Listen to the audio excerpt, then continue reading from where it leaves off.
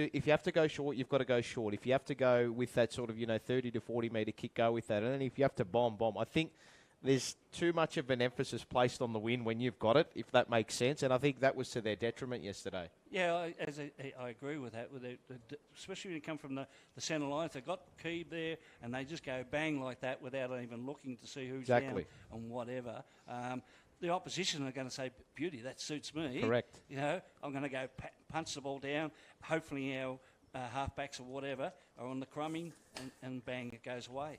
And that's where I think if they do that long kick, it's, I'm going to say useless, but it's not a benefit to the side. Correct. It's so hard to read as well when it's coming in at 100 miles an hour and being punted up there. It's hard for the forwards to read and to mark. So, look, I mean, it's, as you said, Pete, it's a question that you've asked, but it's up to the coaches to answer, isn't it? Absolutely. Since you mentioned the magic word, coaches, we'll go across to our next subject here on our VFLW pre-game show for Carlton and Essendon, starting at 2 p.m. Bounce Down. Peter Holden, Paul Sebastiani, Alan Matthews and Ethan Wright with you.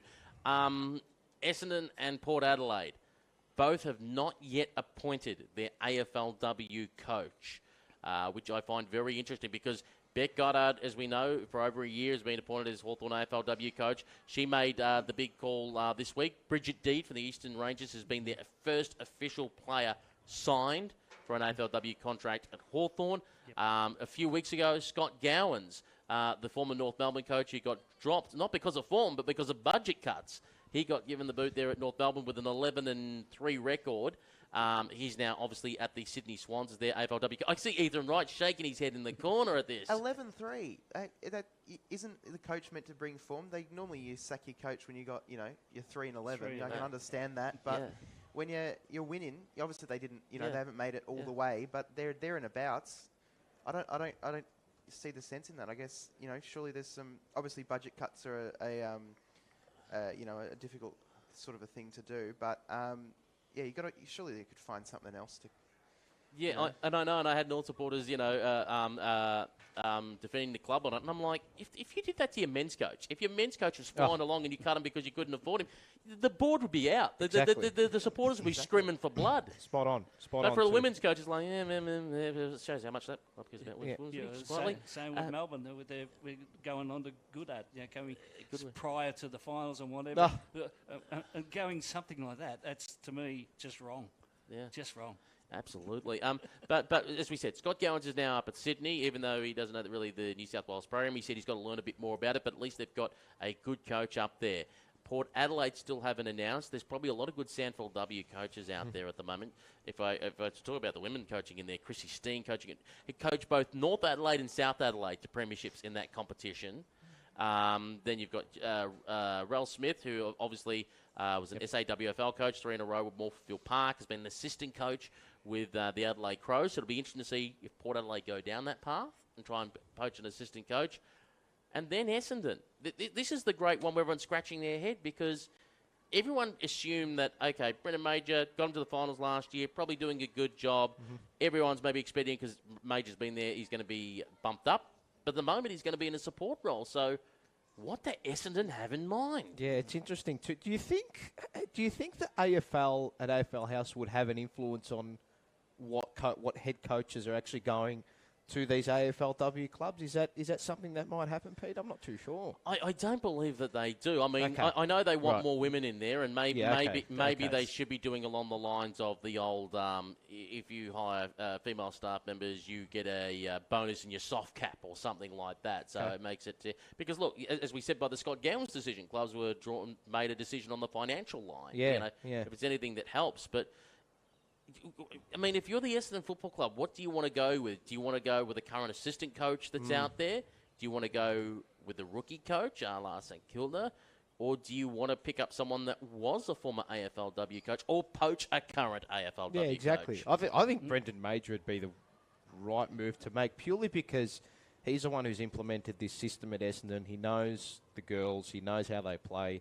He knows their style. He knows what sort of works for them. And we've seen it in the 2 weeks that they've played so far. Yeah, I know it's a small sample size, obviously. Yeah. But I think that, and I'm not too sure if this is 100% true, but I like the way that Essendon have not forced themselves into the AFLW competition early. It's like, well, let's get it right first. Let's just not go into it for the sake of going into it. Let's make sure we've set up a base, set up a platform so that we know we're going to be strong as soon as we enter the AFLW competition. And it was, you look at, I mean, I know I keep laying the boots into Carlton, but that's because I love the club so much, obviously. But you look at how Carlton have done it. The start, started like a house on fire, made the grand finals, made finals, and now it's just completely petered out because the AFLW program and the women's program itself at the moment is not, it's not of a premiership standard. It's not of a final standard, and you see the results.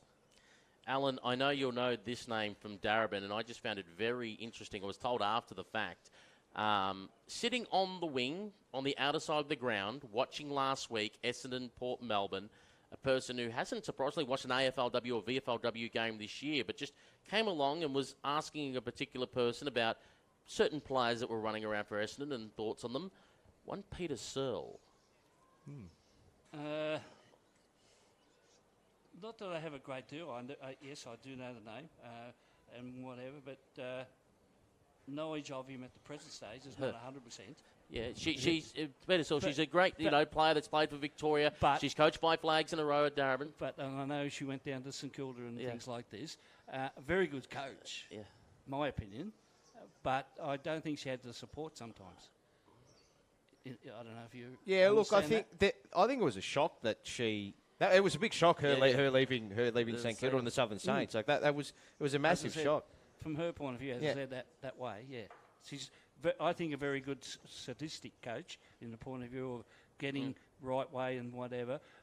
She just didn't have. Sometimes, like most coaches, didn't have the cattle. Well, yeah, exactly, and I think Nick Salsando's just quietly finding out that. Yeah, exactly right. Yeah. That's footy, isn't it? Yeah. The speculation will keep continuing until hopefully both of those clubs finally come out and say, here is the name that we want. All we know is just with Port Adelaide, we're just waiting for them to announce Erin Phillips as their captain player, and then and then we'll be we'll be right. That's fake complete. That's happening. Yeah. That's happening. I'm telling you, that's happening. Essendon are running out into the ground as we speak here, so we'll take this opportunity to take a very short break. When we return, we'll have the bounce down of Essendon versus Carlton in our VFLW match of the day, the final game of round 3. Hi, I'm Vanessa Lowe, long jump gold medalist and world record holder. When I was 15, I was waiting to catch my train. In a split second, my life changed. As the train arrived, the crowd surged forward. I was too close to the platform edge, lost my balance, and fell into the path of the oncoming train. I was in a coma for 2 weeks, and it took 2 years to walk again. So please, stand back, look up, and stay rail safe. The average person spends 44 minutes a day thinking about food. At Oz Harvest, thinking about food is a full-time job because we're always looking for new ways to nourish our country and combat food waste and hunger.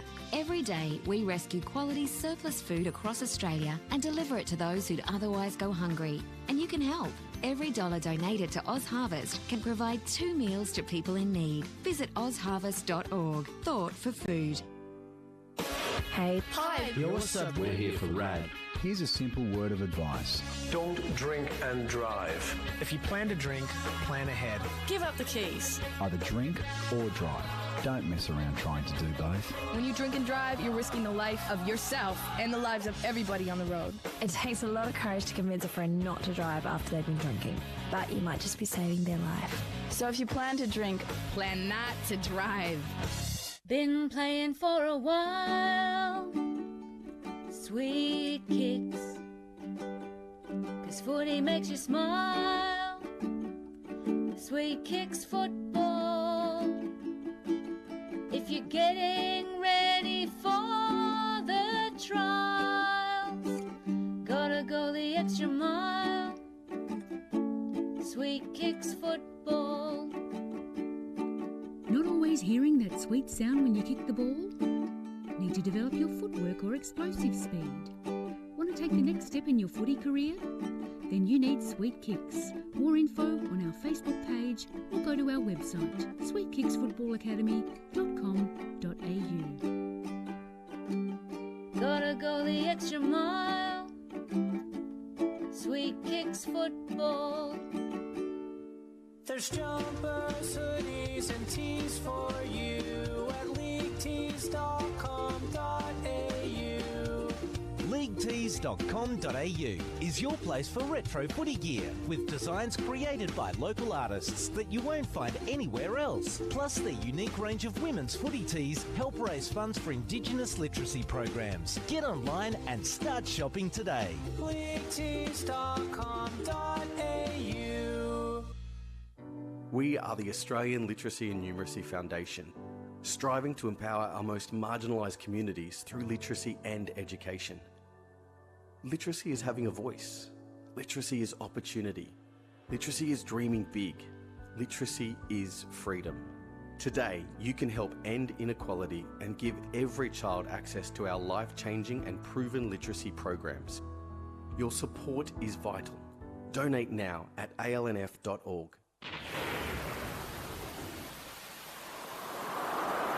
Storms are Australia's most costly natural disaster. Getting prepared now is the best way to protect people and to minimise damage to your property. Keep your gutters, downpipes and drains clear and stash any loose items in yards or on balconies. Trim any trees and branches hanging too close to your house and keep your roof in good repair. For emergency help, call the SES on 132 500. Feeling a little down? Drop into the Reach Out website at reachout.com.au and let us put a spring back in your step. When times are tough, clear your head at reachout.com.au. It's women's RC rules, they're doing what they love. They're fast, they're tough, don't mess with them cause they can get rough. Are you ready for the challenge? Are you ready for the match? It's the call of the game, it's the VFL Women's Match of the Day.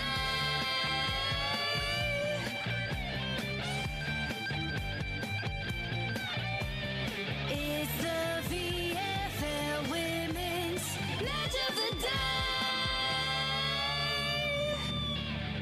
Here on WARFradio.com, that website address again, WARFradio.com. If you come to the ground, you hear us delay-free on your FM radio 89.1. And on the VFLW YouTube stream, this is our match of the day for VFLW Round 3. Carlton and Essendon. Georgia Nanscorn has won the toss for the Bombers. They'll kick to left of screen, the Legend Stand or Lygon Street end here at Carlton. And before I actually get a tip on who will win between Carlton and Essendon, Paul Sebastiani, Yes. I've got a text through from Brent Sternberg, who called the Yes. KC versus North Melbourne game yesterday. He's saying overs, unders, 29.5 disposals for Georgia Nanscorn. Happy to take the unders, Pete. I'll take the overs. Okay. So that's one coffee on the line. And what's our other coffee? Well, we know which respective sides we're going for. Indeed, in we this game. Just to let everyone know, this is a truly balanced play-by-play call. Paul's a mad Carlton man. I'm a mad Essendon man. So that works it out. And we've got on special comments 2 neutrals. Do I sit in the middle? Or? Might need to get the boxing gloves out, Ding, I think. Here we go. You lost your only boxer to Melbourne, remember that? Let's get your opinion today, Alan. Carlton and Essendon, who wins and by how much? Going on the 2 games at the moment, we know that Essendon's won both games fairly comfortably and they got over 1,000, I think, percentage, whatever. Carlton, I don't think it'll be strong as whatever, and I think Essendon probably by about 15 points, I think. Ethan, right down the end, who wins today and by how much? I think I echo Alan's one there. I think Essendon will be too good. It'll definitely be a much tighter game than the games they've had already this season, with Carlton obviously having all those AFLW players. But I do think Essendon will be too good, but it won't be by as much, so maybe 15 to 25 points. Okay, Paul. How much does your Blue Baggers win by, allegedly? Carlton by a point. 1999 all over again. And I have been very accurate with my Essendon predictions for the first 2 rounds so far, so Bombers by 38. Whoa! I'm not sure we like that. I got a lot of Carlton supporters abusing me at the moment, I reckon, online because of that. We're just about to get underway here at Icon Park. To get us underway, here's Paul Sebastiani. Thank you very much, Pete. 2 traditional rivals set to do battle in VFLW, and we're underway. Borg won the first tap down. It went to Amelia Klingbeil, and the Blues get the first clearance up towards half forward. Hammond's chasing the ball for the Blues. In hot pursuit, she was tackled immediately. Zampaglione won possession of for the Blues. Little handball was okay to Gosh. He goes inside the forward pocket. A target was Milford. trapped it in front of her, laid a tackle on her opponent. Ball about 35 to 40 metres out from the Carlton goal. I think the boundary line's going to win out here. It does. And we'll have it tossed in. 35 to 40 metres out from the Carlton goal. They're attacking towards this facility end, the Royal Parade end of the stadium. From the restart, it'll be Nalda to do battle in the ruck. Looks like Hammonds is coming up against her inside forward 50. Nalda won the tap down. Sarah Ford was held without it, and she'll get the resulting free kick inside the Bombers' defensive 50. The former East Coast Eagles co-captain from AFL Sydney, Sarah Ford, goes towards centre wing, broadcast side of the ground. One bounce and trap there by Tierney. Tierney got rid of the ball before she got claimed. Nanscorn coughed it up. Taken by Klingbill. Klingbill got the kick away before being harassed by Jordan Zanchetta. Ball in the middle of the ground. Quick hands to Lauren Brazzali. Brazzali delivers. Too much juice on the kick, though. Inside 50. Ball bobbling along towards the pockets. Oh, it's picked up cleanly here by Honeyman, who got the hand pass off. Oh, smothered in the goal square. Everyone stacks on the pill. And Carlton, you felt, had a golden opportunity there, and they've given that one up. Free kick, in fact, the way of the Bombers. And it's going the way, I think, of Eleanor Cornish back there, deep in defence. She's going to go short towards the pocket. Finds Nicole Julian. Julian goes up the ground. Zanchetta just manages to catch it before it hit the deck. So Bombers trying to work this one outside a defensive 50. Plenty of one-on-ones up the ground. Nanscorn makes a lead there. It's ignored. Kick up towards half-back. And sitting under it is Charlotte Wilson, her first possession of the game. She's going to be an integral part of this Blues back line. She gets a handball to Brooke Vernon, pumps the Blues back inside forward 50, and Milford takes an uncontested mark. 45 metres out. Brazzali calling for the footy. Milford went. Umpire called play on. Kick towards the top of the square. Big pack of players form. It gets out the back. Honeybane chasing it down for the Blues. Handball out. Nanscorn's around the footy for the Bombers. She's tackled by Hammonds. Got a handball out. Zampaglione put her opponent under good pressure, but Crook wins possession for the Bombers. Towards this outer side, it's a pure 1v1. Cecilia McIntosh trying to keep the ball in. She did. Coming out to win the footy, though, with the Blues. Little handball inside's okay. They work it out okay. One way, then the other went. Wilson dropped it. Umpire said it was okay. Plenty of plays around this one. Outer side here at Icon Park. The Blues do okay, though. In there for Carlton is Gurr, laying a tackle. Ball went up about 5 metres. Nanscorn came barging through, wrapped up immediately by Annie Lee, and umpire said holding the ball. Good defensive pressure early by the Blues, and they'll get a resulting free kick. Outer side here at Icon Park. Annie Lee to take it. And she's looking ahead to see what her options are. Will she go down the line or inboard? A bit of a mix of both as she goes on the angle with the kick. Manages to find Lily Goss. Still roughly on centre wing, city side of the ground. Had to get rid of the kick while under pressure. Goss goes up. Zampanileon went up there. Couldn't quite bring the football down. Ball hit the deck. No clean hands at the moment. And it stacks on the pill. And the umpire says, I'm going to come in and pay too high against Eloise Ashley Cooper. Carlton free kick. Quick little hand pass off to Brazzali, whose kick got immediately smothered off the boot by Kendra Heil. Brazzali went back and got it again on the right boot. Sets it up high, going inside 50. Just fell a metre short of the intended target. Running into traffic, the captain and Ali Build. Cough the football up. Bombers ball. Hurry kick away towards Tierney, who will receive it on the bounce. Tierney draw the player. Try to get the hand pass. Smothered immediately by Throneycroft. It managed to get out to Zanchetta, though, for the Bombers. Zanchetta goes across to Heil. Heil, half-back flank on the city side of the ground. Looking up now for Cecilia McIntosh. She's balled from behind by Gurr. McIntosh still going with Gurr. This is one heck of a battle early on. McIntosh and Gurr, they're wrestling with each other. The umpire's saying, I'm just going to let it go. Now both jump on it. The umpire says they've got no choice but to call stalemate and a ball up. Early thoughts from Alan Matthews. Good even battle that one was. First of all, so early in the quarter, Carlton at the present stage are doing a lot of the attacking. Unfortunately, their handball's been blocked a few times to get it really clear, but they've got down to that forward line. They had a good opportunity to kick for goal, but smothered again up there. So they're attacking well at the moment. So from the restart, lovely handball inside towards Honeybane. She went round one, but she just lost the football at the critical stage. Brooke Walker was involved there for the Blues. Lily Goss lays a tackle. Can't get it up to the centre wing, and the umpire crosses himself. We'll have a ball up. Neither team able to hit the scoreboard just yet. It's been a hotly contested battle early.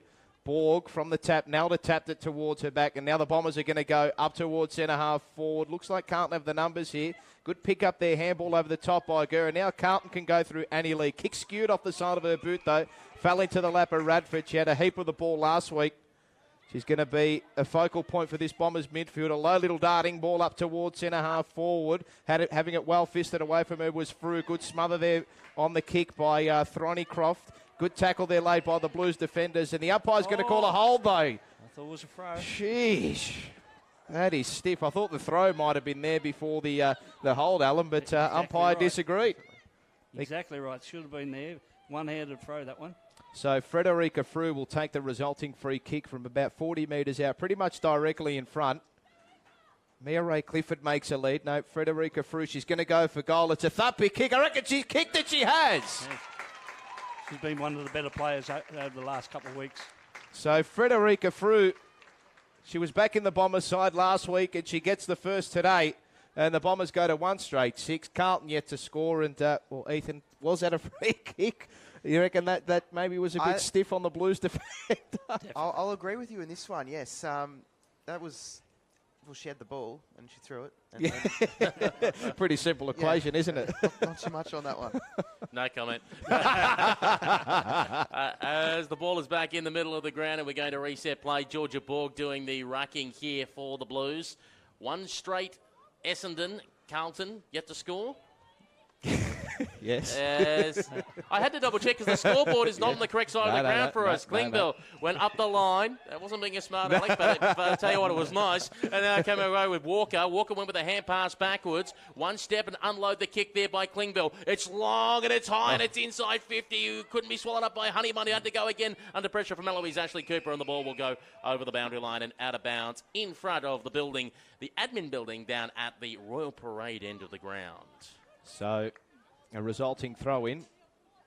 Rucks look like they're going to nominate. So it looks like it's going to be Milford going up against Bombers ruck there. So tap down came and fell the way there of Murphy. Smothered. She had a kick smothered. Bombers defenders do well. Little handball back from Radford's okay. Kick skews off the side of the boot, though. It's going to be a last touch out of bounds rule. No, it's going to be a little lasso. So... it'll be a free kick going the way of the Blues. That last kick out of bounds. Madeline De Cosmo, she'll take the resulting free kick. Just the attacking side of the wing. She goes quickly up towards half forward. Her target's Hammonds. Had it well fisted away from her. Nance gone. She's wrapped up really well there by Brooke Walker. Good pressure by the Blues. Handball over the top towards Honeybun. She eluded a tackle. Kick up towards the top of the goal square just over the head of Milford. And Nicole Julian taking the resulting mark deep down in defence. And now she's got Courtney Ugle, who's dashing away off half-back, and Lauren Brazzali in pursuit. Well, she took 1 bounce and managed to get away from Brazzali before Brazzali laid the tackle. Kick is long now towards the centre wing. Trying to take him on is Jessie Davies. Went with a hand pass while under pressure to Grace Dicker. Dicker had to weave in and out. Now goes across, was trying to find Eleanor Cornish. Missed the pasty. Now the ball has ended up in the hands of number 10 for Carlton and Linson had the ball but got immediately wrapped up, and the umpire says it will be a free kick for holding the ball, going the way of the Bombers in Georgia Nanscorn.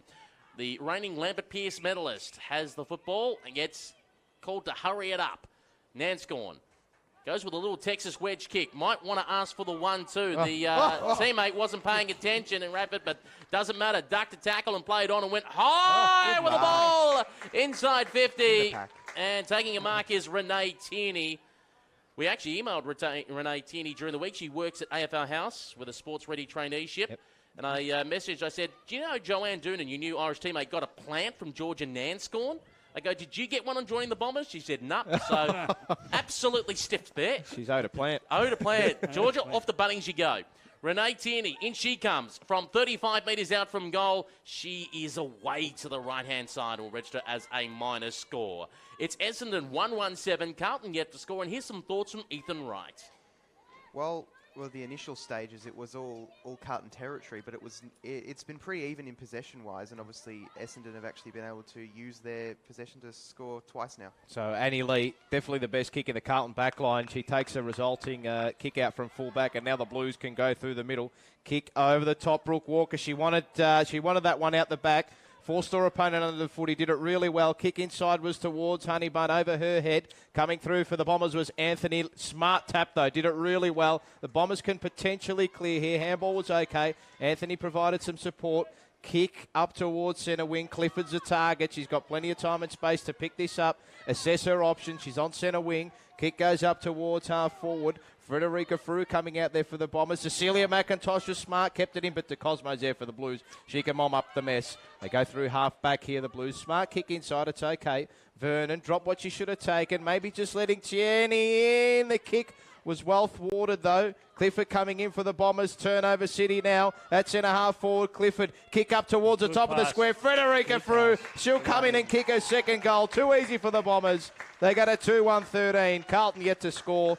And Alan, well, just some uninvited. Didn't need to invite the pressure there, the Blues defenders. You know, Rob, I like that little attack when, I'm not sure who it was, had the ball, bounced off and turned around and then deliver into the forward line, which the Essendon girls have been open, and that's how, what's her name, Fru's got another goal for that. She was on her own because she made the contestant point of view. We might also get some early stats as well. Ethan Wright, of course, you can follow along at home on the VFL app. Ethan, who are some of the earlier ball winners? Well, Klingbeil she's had 5 kicks already. I'm not sure about the effectiveness of those disposals, given they're 2 goals and a point down. And taking it away immediately out of the middle is Klingbeil yet again. And she goes for the Zampaglione direction at the half-forward flank. Dropped it, got it back again. Had to try and spin out of trouble. No, caught by Morecambe. And the umpire says that is a free kick. Thank you, Alan. It's all right. Bombers ball with Morecambe, and she goes short, trying to spot up Jordan Zanchetta. Zanchetta is told with a dangerous kick to find Danielle Marshall, a true centre-half back. Marshall with the football, gets on the right boot, spears it up the line, almost intercepted on the way through, trying to find Grace Dicker. Ball spilled free, though, for, I think, Julian there for the Bombers, who kicked it in towards the centre-half forward position. Ball bounces, foot race. Plenty of Carlton players there. One of them calling is Ali Bill, and she nearly spelled her own player in Abby Jordan, and the umpire says that's holding the football. Tackle laid on by Georgia Nanscorn. Nanscorn looking ahead. She's about 60 metres out from home. She goes with a pass, and it's a very good pass. And getting on the end of the football, maybe a little too far out from goal, is Jessie Davies, who'll try and set it up. Here's Tierney. Where's Carlton? There's no defence. There's no one there. I tell you what, if there were property developers, they would have thrown up a block of units on the amount of space that was available for Tierney then. And the umpire said, nah, got to come around on the angle a bit more. So she'll be kicking from on a 45-degree angle from 15 metres out. She comes in, no problems. Tierney kicks the goal for the Bombers. And here on our VFLW match of the day, Essendon go to 3-1-19. Carlton yet to score. And for some thoughts, here's Alan Matthews. Again, from the Essendon's point of view, they're breaking away, keeping the forward line wide open. That's how Tierney come in and got that goal there, the second one. And then you go out to the wide open spaces, as you said, Peter, like a big area not to try, and there was no back line there. I don't know where they were. It was only one down there. I think it was Borg who was down there, but she had no chance when they got 2 or 3 players making and breaking, and the way they're passing the ball to the players, it's easy. So the Bombers with a fast start here at Icon Park, 3-1-19. The Blues yet to score from the restart. Borg won the tap down. Ball in dispute at the moment, trying to barge her way through there for the Blues was Lily Goss. She's wrapped up as soon as she wins possession of the ball. And the umpire's hovering, and he'll cross himself. And we'll do it all again in the centre of Icon Park. It'll be Borg and Nalda to do battle in the ruck. It's going to be an important battle today. So from the restart, Borg won the tap. Ball fell the way of the Bombers, though. Tackled immediately. Little kick off the ground was okay by the Blues. Nance gone in there trying to thwart her opponent. Being tackled as soon as she won the football was Ali Build. Umpire said it was okay. Back in the middle here, and umpire crosses himself for the second time in about 15 seconds. And we'll have another stoppage in the middle. So you'll take the footy back and restart the play. Away we go again. Nelda versus Borg. Nelda wins out on that occasion. Put it straight down the throat of Radford. Radford kicks it inside 50 with a high ball. Just went through the hands of Cecilia McIntosh, who couldn't quite hold on to the pill. Trying to get in there as Wilson, though, for the Blues. Couldn't get clean hands onto it. Dicker finds out the hand pass to Nanscorn. Nanscorn unloads for a point to the left-hand side. It's a good effort. It was almost going to sneak in, and it was almost in the reach of Cecilia McIntosh. In the end, just that minor score. And the Bombers move along to 3-2-20. Carlton yet to score. So Gurr will take the resulting kick in. She wastes no time, plays on immediately. And she thumps this one up towards half-back. Over the head there of that Blues player in Linson. But Ugle won possession of the ball. Back towards the top of the goal square. Gets out the back. Nearly a leg break towards goal. But it just trickles through for one behind. So Bombers peppering away here early, 3-3-21 to the Blues yet to score. Kick in to be taken by Annie Lee. And again, she wastes no time. Plays on immediately towards the back pocket. This broadcast side here at Icon Park thumps it to a big pack of players. Marshall with a big fist out the back. Ford might have been held without it. Little handball over the top from Murphy. Ford went in there. Got a good handball towards her target. Nanscorn was in there. Had it fisted away from her. Hammonds won clean possession of the football. Good chain of handballs here. Walker got it off there to Lawrence. She got a dinky little kick over towards Zampaglione. Didn't bounce in her favour. Bombers defenders win out. Umpire said there was a push in the back. It's against Lily Goss, and it'll go the way of Alexandra Morecambe. Morecambe with the footy, broadcast side, centre wing. Let's get some quick thoughts from Alan Matthews. Again, the Essendon ones are in front of the pack all the time. They're delivering very good down the forward line. Keeping it open and creating all the time. Went for Dicker, just went over her head, cleaned up by Annie Lee of the Blues, kittled in towards the middle of the ground. Bit of scrap going on as Hammonds goes in there, being worn like a cheap suit by Kendra Heil all over her. And the umpire says, look, it's going nowhere. I'm going to ask for the football back. 3-3-21 Essendon. Carlton yet to score. Here on the VFLW YouTube stream and on WARFradio.com. At the ground delay free on 89.1 FM. Radford gave it across to Ugle, who almost went into heavy traffic. Nelda bumped off the football. Coming through there with a hand pass is Wilson to go backwards through Klingbill. Now to get it across to Brazzali. Brazzali on the right boot, heading in the Zampalion direction.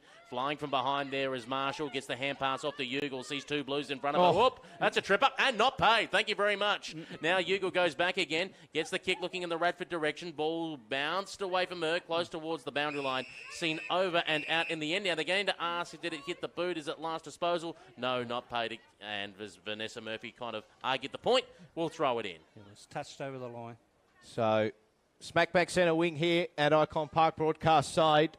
Wilson thrown into the ruck early here for the Blues. So she'll compete against Nelda. She won the tap down, fell the way of Anthony though for the Bombers. She was wrapped up as soon as she won the football. That's incorrect disposal, umpire. Didn't see it. Umpire crosses himself and we'll have it tossed up. So Brazzali around the footy for the Blues as well. She's won a fair bit of it. Nanscorn, speaking of winning a fair bit of it, she was wrapped up as soon as she won possession. Good little series of handballs. Walker got on the end of it, one way then the other. Wheeled around on the right boot. Kick was okay. Brazzali sat under it, just didn't bounce in her favour. And now the Bombers defenders launch and go up towards the middle of the ground. One-on-one here to Cosmo there for the Blues. She somehow ended up with it. Shows a little bit of composure. Kick up towards centre half forward. There for the Blues was Lawrence. She tried to tackle there on Danielle Marshall. In there for the Bombers as well was Hosking. She's hovering around the football. Under it for the Blues is Stephanie Lawrence, and we'll have it tossed up around about 40 to 45 metres out from the Carlton goal. They're yet to score. Bombers 3-3-21. Fast start for the visitors. As the ball is thrown up in the air, brought down the ground by Nelda, just smacked away originally by Milford. Blues now working it sideways. Smart footy because Murphy's got space. Murphy, she runs to 40, unloads it, goal. It's going to fall short. Marshall gets back there and smacks it through to safety for a minor score. It is Carlton's first score, though. They are one behind Essendon, 3-3-21. Let's hear some thoughts, though, from Ethan Wright. Well, Carlton have had more of the ball. They've had 54% of possession, but Essendon have just, like I said before, been so clinical with how they've used it. So Danielle Marshall, she waltzes out of the defensive goal square with a kick towards forward. It's up towards half back. Little kick off the ground was okay. Brazzali's around it for the Blues. She's had a heap of possession. Wilson in there for Carlton as well. Little handball by Brazzali was okay, but being wrapped up as soon as she won the football was Charlie Linson, and the umpire will cross himself. We'll have a ball up centre half forward here for the Blues, attacking towards this Royal Parade end of the ground. That legend stand end, though, is usually the scoring end at this ground, as we saw in the AFL practice match between Carlton and St Kilda. So maybe a little bit of hope for the Blues, Pete, but maybe that's just me. Maybe that's just me hoping more than anything. I like my coffee cappuccino with 2 sugars, thanks. As it comes away with Heil, she's immediately caught holding the football. And a free kick going the way of the Blues, and picking it up is Vanessa Murphy. So Murphy, seen a bit of the pill of late. Looking for some options. And she decides to go to the Zampalion direction, who aborted her jump in the end. Coming out of the back as to lay a tackle is Hosking. Puts her opponent into the ground. The umpire asks for the ball back. We'll get some thoughts from Alan Matthews. So it seems that the way the Essendon are coming down the ground, the way they're coming down, it seems like a very strong breeze, but I don't think there's much out there.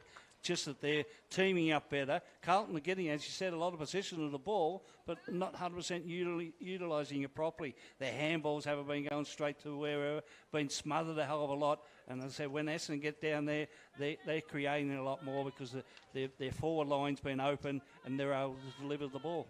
Essendon 3-3-21 to Carlton, 1 behind at quarter time. Alan, can I put that down to maybe the last 2 weeks, and Paul's seen Essendon play against soft opposition, to be fair, in the Western Bulldogs and Port Melbourne, but they've had that confidence of being able to run the ball the last 2 games. They've just essentially picked up from the previous weeks. Okay. Yeah, well, that's probably why they're sort of like getting the result, because they want the ball. You can see they want the ball. I'm not saying Carlton don't want the ball. They're endeavouring, as you said, by the possession point of view, but they're not as clean as what Essendon are doing. Ethan, right down the end, I know you've got open the VFL app, having a look at the stats. Who are some of the actual possession winners so far for both the Blues and the Bombers? Well, Brazale for Carlton has got 8 possessions so far, 6 kicks, and 2 of them by hand. Radford, she's got 6 for Essendon, and then it's pretty much Carlton with Goss, Klingbeil and Murphy with 5, De Cosmo with 4, as does Gurr, and then the Frues, 2 goals this week, 2 goals last week, and Tierney scored a goal this week as well. She scored 3 last week, the new recruit from Geelong. Okay, let's have a look at the goal kickers at quarter time. Paul Sebastian. Yeah, goal kickers, as Ethan mentioned. Frederica Frew with 2, Renee Tierney with 1, and obviously none yet for the Blues. So at quarter time, Essendon 3-3-21, Carlton 1 behind. We'll be back straight after this. What do you listen to while you're waiting for the next VFLW game on Wharf Radio? Do you long for the days when radio stations played music that you knew without being constantly bombarded with ads and by announcers who want to make it about themselves and not about the music? Welcome to GoRadio.live.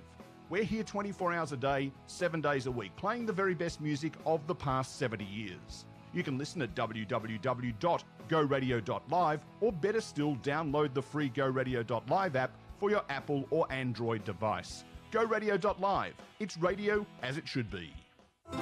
Life can be really tough when you or a close family member has cancer.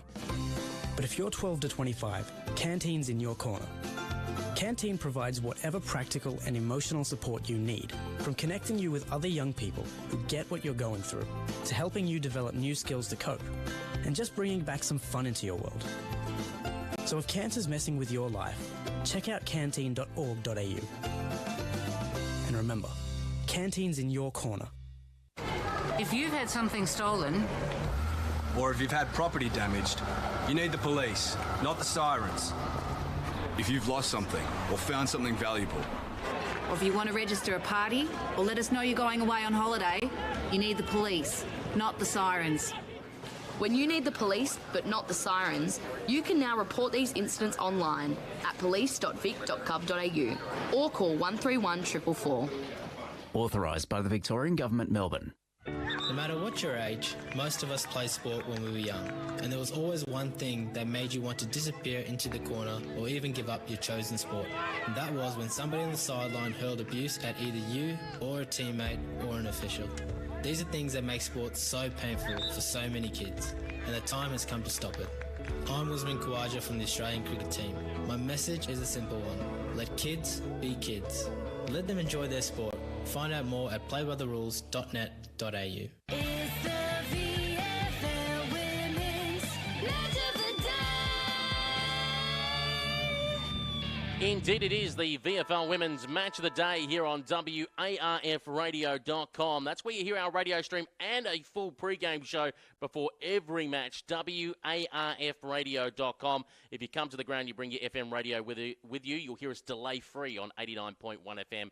And, of course, you stream us via the VFLW YouTube channel. Essendon 3-3-21, Carlton 1 behind at quarter time. And just a quick little shout-out or two from the YouTube Twitter stream. We see in the live chat, Maddie Plays, Bills Mafia, Nolene Watkins, and Josh White says, hello, Palo. Yes, a very, very warm welcome to Josh White. And anyone on the live stream as well, make sure you leave some comments in the live chat too. Leave some questions. We'll try our best to answer them in breaks of play and through the quarter breaks as well, Pete. And so there's how many? We've got 170 people watching live, Pete. And also as well, you can tweet us at any time at WARF Radio. You can also follow us on Facebook Facebook at Wharf Radio. Instagram account, we've got Wharf Radio, or you could stand at the front of my place. I don't know what you want to do that for, but, if that's just your thing, fair enough. Okie dokie, goal kickers, as we said, Frederica Frew with 2 and Tierney with 1. Ethan Wright. I guess now we have to look at the Carlton play. Paul Sebastiani says the vortex at the ground suggests this is the scoring end, the legends stand. It is. What do they need to structure in this forward line for the Blues to make the most of the mysterious vortex? Well, it's magic, really, isn't it? How do you structure? I guess they just kind of have to. Every time the ball has gone into the forward 50 for the Blues, it's always been with players up. There's never been really, the Essendon have done well as they've put the targets down and they've kicked to them successfully. So I think the Blues need to do a bit of that and just find some players on that inside 50 that aren't swamped by Essendon defenders who are oh so good. Yeah, I think options closer to goal are going to be a big thing for the Blues coming into this second term. You see their forwards maybe just getting a little bit too high up the park when they go inside forward 50, but it's an easy fix sort of coming into the quarter two. I think the battle of the midfield has been. I reckon maybe the Blues have just been on top in the battle of the midfield, but I think as play generates in between the arcs, I think the Bombers have been able to transition a lot better. We've seen that too, and their defensive pressure inside forward 50 is really strong. Well, we're seeing Borg winning the ruck, and we're always seeing Klingbeil get her hands on the ball first. I guess it's just what's happening after that. Exactly right. Well, Essendon were already in their positions early. Carlton late to break from the huddle. As I said, conditions at the moment probably in their mid-20s. Up in the commentary box, we feel a cool breeze, but we know it had been a little bit humid, or at least felt humid when we were walking up the stairs earlier. We're just about ready to get underway here for the second term on WRFradio.com. To get us underway, here is Prime Time, Paul Sebastiani. Thank you very much, Pete. Blues forwards just getting into formation here. Umpire. While we wait, actually, I didn't get your Sunday tip. You got a tip for the Rangers just quietly? Not today. No. But there is one going around next week called Hitotsu in the Australian Guineas, Pete, that I think is going to go very close. So the punters can keep an eye out for that, Pete. At Bet Deluxe, just quietly. Just a cheap little plug for work there. So umpire holds the ball aloft, back underway here in the second quarter at Icon Park, and Borg won the first tap down. Klingbeil was around the footy for the Blues, so was Thornycroft. Klingbeil, she ended up winning the clearance, went up towards the attacking side of the square for the Blues, dropping the mark there for the Bombers, but Blues midfielders just hovering around this ball. Borg laying a tackle there, and we'll do it all again. Nalda throwing the ball back to the umpire, and they'll resume hostilities in the middle of Icon Park, closer towards this broadcast side. Nalda reaching over the top, won the tap, went towards Ugle. She couldn't win clean possession. Klingbeil was in there for the Blues, so was Ford. She burrowed away underneath the stoppage. Borg hovering around the contest as well. So's Thornycroft. Umpire letting this go on. Still, there's about 6 or 7 plays over this footy. Eventually works its way out. Winning the handball towards 4. She had her kick smothered. Well done by Radford. Handball to Zanketta. She went back to Radford, and now the Bombers can clear. Courtney Ugle. She's got a little bit of time and space. Kick up towards half forward. Her target is Jenny. She takes the mark in front of her opponent, Brooke Vernon, and she can wind up and go inside forward 50 for the Bombers. Renee Tierney with the football. 50! 50-metre penalty. Oy. Now, did the player on the mark either take a step because we got the stand rule, or I saw Ali Build nearby. Did she go in? No, she's gone to tap one of her teammates. Maybe they've gone into the encroach zone. So Tierney, nonetheless, will be looking for her second goal, and you might as well put it down. She is directly in front from 10 metres out. Not the start to the quarter Carlton would have wanted. Renee Tierney, bang! All her friends and family watching on YouTube, we know that they are going to love that. She's got 2 already. And that means the Bombers go out to 4-3-27. Carlton 1 behind. Ethan Wright. They're coach killers, aren't you? Those little, what I call soft 50s. They're obviously there. They've got to be paid. But just when a player just isn't quite switched on. It's just that brain fade that you see. It would obviously be extremely frustrating. It's frustrating as a fan, as much more, I'd say, as a coach as well. But you've got to put that out of your mind as the player and get back to work and look to make reparations for that. So back in the middle at Icon Park, Bombers with a quick one in the second term as a result of a 50-metre penalty from the ruck contest. Zanketta, she barged her way through the stoppage. Smart kick over the top. It's okay. And now it works out well. The Bombers can go inside forward 50. McIntosh created a lead. It was ignored. Out the back here, Frederica Frew. She snaps it. It's going to trickle towards goal, and it's going to bounce through. Frederica Frew with her third. Another one. Bombers get their fifth, 5-1-33, and they're running away with this one, Ethan. They are. The Vortex must be the Bombers' goal square. It doesn't matter where it is. They're scoring goals as they have in the last 2 weeks. They've brought it with them, and they've absolutely dominated already this quarter. Just quietly, do you think Essendon during the week watched that game back in 2018 when Vesio kicked 9 goals against them at Windy Hill and just watched that back and said, we owe Carlton one in return? I think so, Pete.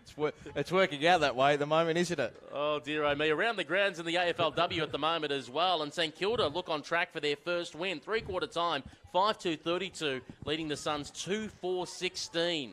So finally, Nick Dalzanto might actually have one down in the win column.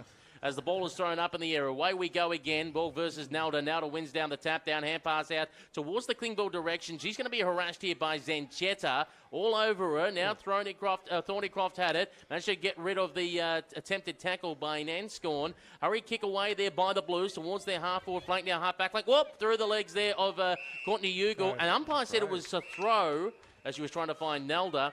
And that's going to end up in, will it go to Georgia Borg? Or no, they'll hand it to Brooke Walker. So Brooke Walker, no, they have to hand it back to Borg. The umpire being very specific.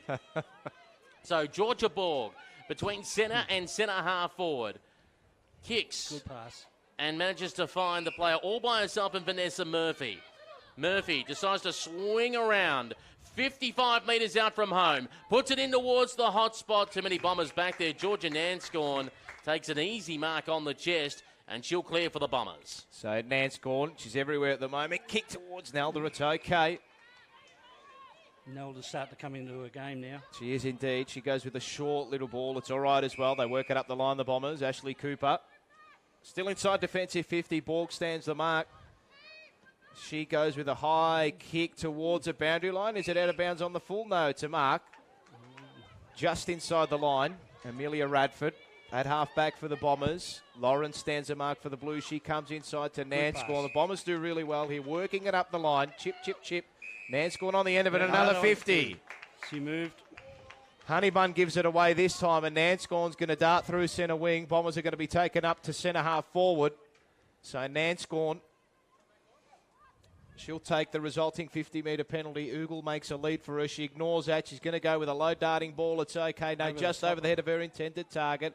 Blues defenders are in there. Oh, ball fell out the back. Frederica Frew kicked it off the ground, paddled it in front of her to around about 30 metres out from the Bomber goal. Around the footy there for the Blues was Gurr. She's over the top of it. Frew underneath this one. She's wrapped up when she wins possession, and the umpire will ball it up. Inside the forward pocket for the Bombers. They lead at 5-1-31. The Blues one behind 1 point. 5-3-33. The Blues one behind 1 point. As the ball is thrown up in the air, tapped down there by Cornish. The umpire's pulled out a free kick for a throw. And let's see which way he points here as he plays traffic cop. And it will be a Blues ball. And they're going to end up in the hands again of Vanessa Murphy. So Murphy on the back pocket, Royal Parade side of the ground. As a player calling for it in Thornycroft, goes in that direction. Nanscorn jump for it as well. Hammond's at the back. Nanscorn sees the ball over the boundary line and out of bounds. We'll get some thoughts from Alan Matthews. Again, the Essendon girls are in front and targeting down there all the time. Carlton is still a little bit behind. They're getting the knock at times with Borg, and you've got Nada coming into her own at the moment. So it's a good duel between those two. Ball is thrown back into play. Georgia Borg does the ruck working, but I tell you what, it's pickpocketed by Zanchetta, who got it away to Nanscorn, who got rid of it before she got claimed. Zanchetta went in there, so too, as well as Mariana Anthony, who kicked it high looking for Cecilia McIntosh, which may not be the greatest of ideas when the opponent's got like an inch or two on her. And taking that mark there is Annie Lee. So Lee for the Blues in the back pocket. Goes on the right boot, broadcast side, up the line. Here comes Georgia Nanscorn all by herself and takes it too easily. Nanscorn. Got a string on the ball. Yeah, goes in the Mia Ray Clifford direction, and she's coughed up the football, though. As soon as you praise it, commentators curse there, Alan, and it's picked off easily by Moore. Nadia Moore goes towards the back pocket, half-back flank. So Murphy with Anthony standing the mark. She plays on quickly, kicks a dangerous one inside, but it's going to work out. Klingbeil. Rosale calling for the footy. Klingbeil goes quickly. Geez, Heil did really well to put her under pressure there. The kick's a wobbly one. Little tackle there, a great tackle there by Heil. And the resulting free kick is going to go the way of the Bombers. Again, that uninvited pressure. Unfortunately, bounce of the ball didn't help her as she was going through. She knew what she wanted to do, but unfortunately got caught. So it'll be Heil to take the resulting free kick. Ball getting back there for the Blues to try and cover the hole. Cecilia McIntosh makes a lead, goes in that direction, takes a chest mark. Now she's got options. Frederica Fruz at the back. She plays on quickly. McIntosh with a thumping kick towards the top of the goal square and taking the mark. Again, being in front only helps with the It's that girl again, Frederica Fruz. Yep.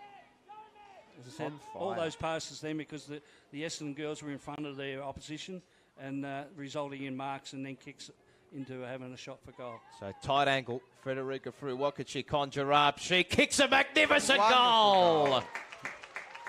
Her fourth of the day. The Bombers get their six. 6-3-39 the Bombers. The Blues one behind at 1 point. And Ethan, Frederica Fruz, she has been on fire today. What do the Blues need to do to stop her? I don't think anyone can at the moment. She keeps on leading in front like that. No one's going to stop her. There's no way. If someone's playing as well as she is today, she scored 2 last week and she's out now to kick 4 already, and we're not even halfway through the second quarter. She's in for a massive bag. That 9 goals you mentioned before from Vesio, she might that score might be about to get broken. Essendon 6-3-39. Carlton 1 behind. As the umpire has the ball back in the middle of the ground and resets play. Up it goes in the air again. Now to versus Borg. Borg won it down and went to do her own roving work. Got the football out. Under all kinds of pressure is Thornycroft, immediately tackled by Georgia Nanscorn. And in the back, according to Alan Matthews, and the umpire says, I know nothing. And Borg puts it down the throat of Amelia Radford, who got caught straight away, brought down to ground in the tackle. Ball popped out, though. Linson now has it for the Blues, stolen there by Nanscorn. Nanscorn gets it sideways to Nicole Julian, who got it on the right boot, went towards the half-forward plane, looking for Mia Ray Clifford, who nudged her opponent under the ball and more. And gets going quickly. Mia Ray Clifford inside 50 with the kick, trying to find Jessie Davies. A run down from behind by Grace Dicker. Great tackle, great tackle. And the player caught with the football was De Cosmo. And Grace Dicker will be having a shot on goal from around about 38 metres out, slight angle. So Grace Dicker looking for her first of the day for the Bombers. Unloads, not going to make the distance. McIntosh brought the ball to the ground and went for the snap off the carpet and will register as a minor score. Essendon 6-4-40, Carlton 1 behind. And today's your match analyst, here's Alan Matthews. So, again, trying to kick it off the ground then, doing a Palais style, but didn't work out, unfortunately. So Annie Lee, she's got the kick-in duties. Geez, Mireille Clifford almost got the smother there. Naldo was in prime spot, had it fisted away from her. Honeybun for the Blues was wrapped up. And the umpire off the ball has called it about 55 metres away. He's called a high free kick, and it'll go the way of Honeybun. She's at half-back here for the Blues. Brazali making a short lead. She ignores that. Hosking on the mark for the Bombers. Low darting ball up towards centre wing. It was okay. Thornycroft in there for the Blues. Danielle Marshall. She's going to clean up the mess for the Bombers. Is a high up and under kick. Not going to be the required 15. Brazali had it fisted away from her. Thornycroft in there again. Nanscorn lays a massive tackle on her. And we'll do it all again. Ball up here. Centre wing. Nanscorn going to rush off the ground as well. She's done a flurry of work in this one, Al. You're not wrong. It's just like a ball magnet and whatever. She goes in and out of the pack. Boom. She went twice there with the tackle and got out and then ran to the boundary line for a changeover. Sarah Ford cops one in the back. Umpire's going to pay advantage. Radford lost control of the football. Got it across to Zanchetta. Got 3 Blues after her. Zanchetta kicks around the corner looking for Tierney. One bounce just at her feet. Now has to go in and pick it up. Gives the shovel out hand pass to Hugo. Hugo got it across to Radford. Radford with a little chip kick. Works out beautifully. And taking the mark for the Bombers is Jessie Davies. About 30 metres out from goal slight angle. Wasn't a small handball, but it was a great one because she had it out wide, and that's what Essendon's been doing. They're out wide, getting the space, making it easier for them to kick, and twice then got the little short one and bang into, is it Davies, is it? It's going for goals. Davies is squeezing it home. She gets her first for the day, and Essendon go out to 7-4-46. Carlton one behind here at Icon Park. You're on WARFradio.com. That's wharfradio.com, 89.1 FM at the ground delay free, and on the VFLW YouTube stream. And let's get some thoughts and perhaps some stats as well with Ethan Wright. 13 disposals already for Radford. She's also got 2 tackles. 8 of them are handballs, so she's dictating the play and is around basically everywhere. So we've gone 12 and a half minutes into the second term, and it's all one-way traffic here. The Bombers leading it by 45 points at the moment. So plays back in position again. It'll be Borg to do battle in the ruck, and she won the clean tap down. Chasing the footy for the Blues is Goss. She couldn't win possession, though she went back in. I think it was a kick in danger. It was, yeah. It's going to go against Goss. Ugle will take the resulting free kick, and the Bombers can foray forward again. Clear. Stack of space here. They can go inside forward 50, kick a low darting one. Frew's the target over her head. Vernon tapped it in front of her, got a handball. It was okay, but Frederica Frew's going to pick up the mess. Snap towards goal up the top of the goal square. It's just going to stay the near side and go through for one behind. So the Bombers 7-5-47, and the Blues are one behind 1 point.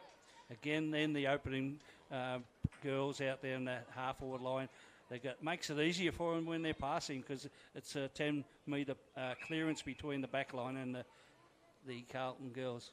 Nicolau to kick the ball back into play for the Blues. Goes long towards the half-back flank on the City side of the ground. Georgia Borg put the hands up in the air. Now trying out the hand pass is Lily Goss. Try to put it in the alley build direction. She's being harassed by a bunch of Bombers, including Gray Sticker. Umpire blows the whistle and will call for the ball up. You've got Peter Holden, Paul Sebastiani, Alan Matthews and Ethan Wright on commentary. And just a reminder, we want more people to join our team. We're all volunteers, particularly women that are currently playing the game or used to play the game or are studying media. You can find the volunteer page at wharfradio.com. That's WARFradio.com. Ball is now in the Essendon hands of Eloise Ashley Cooper from 45 metres out. Goes towards the pocket looking for Tierney, who dropped it. Then tried to get a little dribble, kick away towards the top of the square. Mia Ray Clifford was there. Federica Free came in there as well for support. Being caught is Murphy. Interesting little one-handed throw. Umpire said play on. Tierney get it back to Heil. The Canadian caught in the pocket. Tries to go for a snap. It's bending back for Mia Ray Clifford. Punched away at the crucial moment by Nadia Moore. And the ball will go over the boundary line and out of bounds. I think it's a new rule coming in at that 360 and they're not allowed to do no more, is it? That's correct. But Nor's the throw. yeah. That's been around for a bit longer, just quietly. So we'll have it tossed in here. Bombers in attack once again. Ball falls out the back. Cornish couldn't win clean possession. Borg tried to tap it forward. Now the Blues can go. They go towards the top of the, or centre square, sorry. A lot better. Milford takes the mark. Got nowhere to kick. It's about a 5-on-1 in favour of the Bombers here. The kick up towards Brooke Walker. Bombers have got the prime spot. Brooke Walker's given away a free kick. It's a chop of the arms. There's no opposition at all in both sides. They were all from the centre line, Essendon centre line down. No Carlton, no Essendon players from the bottom half of the ground. So the resulting free kick went to Crook. She goes to Nanscorn, who goes with a low darting ball to Zanchetta. Just the required 15. Milford stands a mark. Zanchetta comes towards the outer side here. She's got a couple of targets. Good fist away there, though, by Build. She lays a tackle immediately, though. We'll have a ball up. Outer side here at Icon Park. Bombers 7-5-47. Carlton one behind 1 point. And, Ethan, well, it's all one-way traffic. What can the Blues do to stem the flow? I think they've just got to set up better. They've not had anyone to defend. They've been quite lucky, I think, with a few missed marks. They're doing better on that back line, but they just have everywhere else they're kind of still lacking. Immediately wrapped up there as Klingbill. She was caught by Hosky, and the umpire says no prior advantage. As much as a bit of play happened, it all came back to the same spot you started talking, so no great advantage there for either side. As the ball is thrown up in the air, and we'll restart play once more. Georgia Borg won it down. Put it straight down the throat there of Walker, who tried to get a kick away, but immediately got ricocheted off her boot. And the umpire says, no, I'll take the football back and we'll ball it up. Essendon 6-4-40, Carlton one behind. Here in our VFLW match of the day on wharfradio.com as the ball is thrown up in the air. Borg, Nanscorn, yep, now the hurry little hand pass out. Nanscorn got the footy. Now trying to extract it out of there. Hosking, she's immediately being warned by Murphy. Couldn't get it out. Also jumping in there is Honeybun. And again, it will be held up. The umpire will take the football back And we're between centre and centre half forward for the Blues. So 17 minutes gone in this second term as we creep closer to half-time. Little handball out by Anthony. Brooke Walker did well, got it a Borg. Blues go inside forward, 50. Milford came out. Big pack and big collision there. And the umpire's going to call a free kick, I think, going the way of Milford. Maybe the player in front. Was it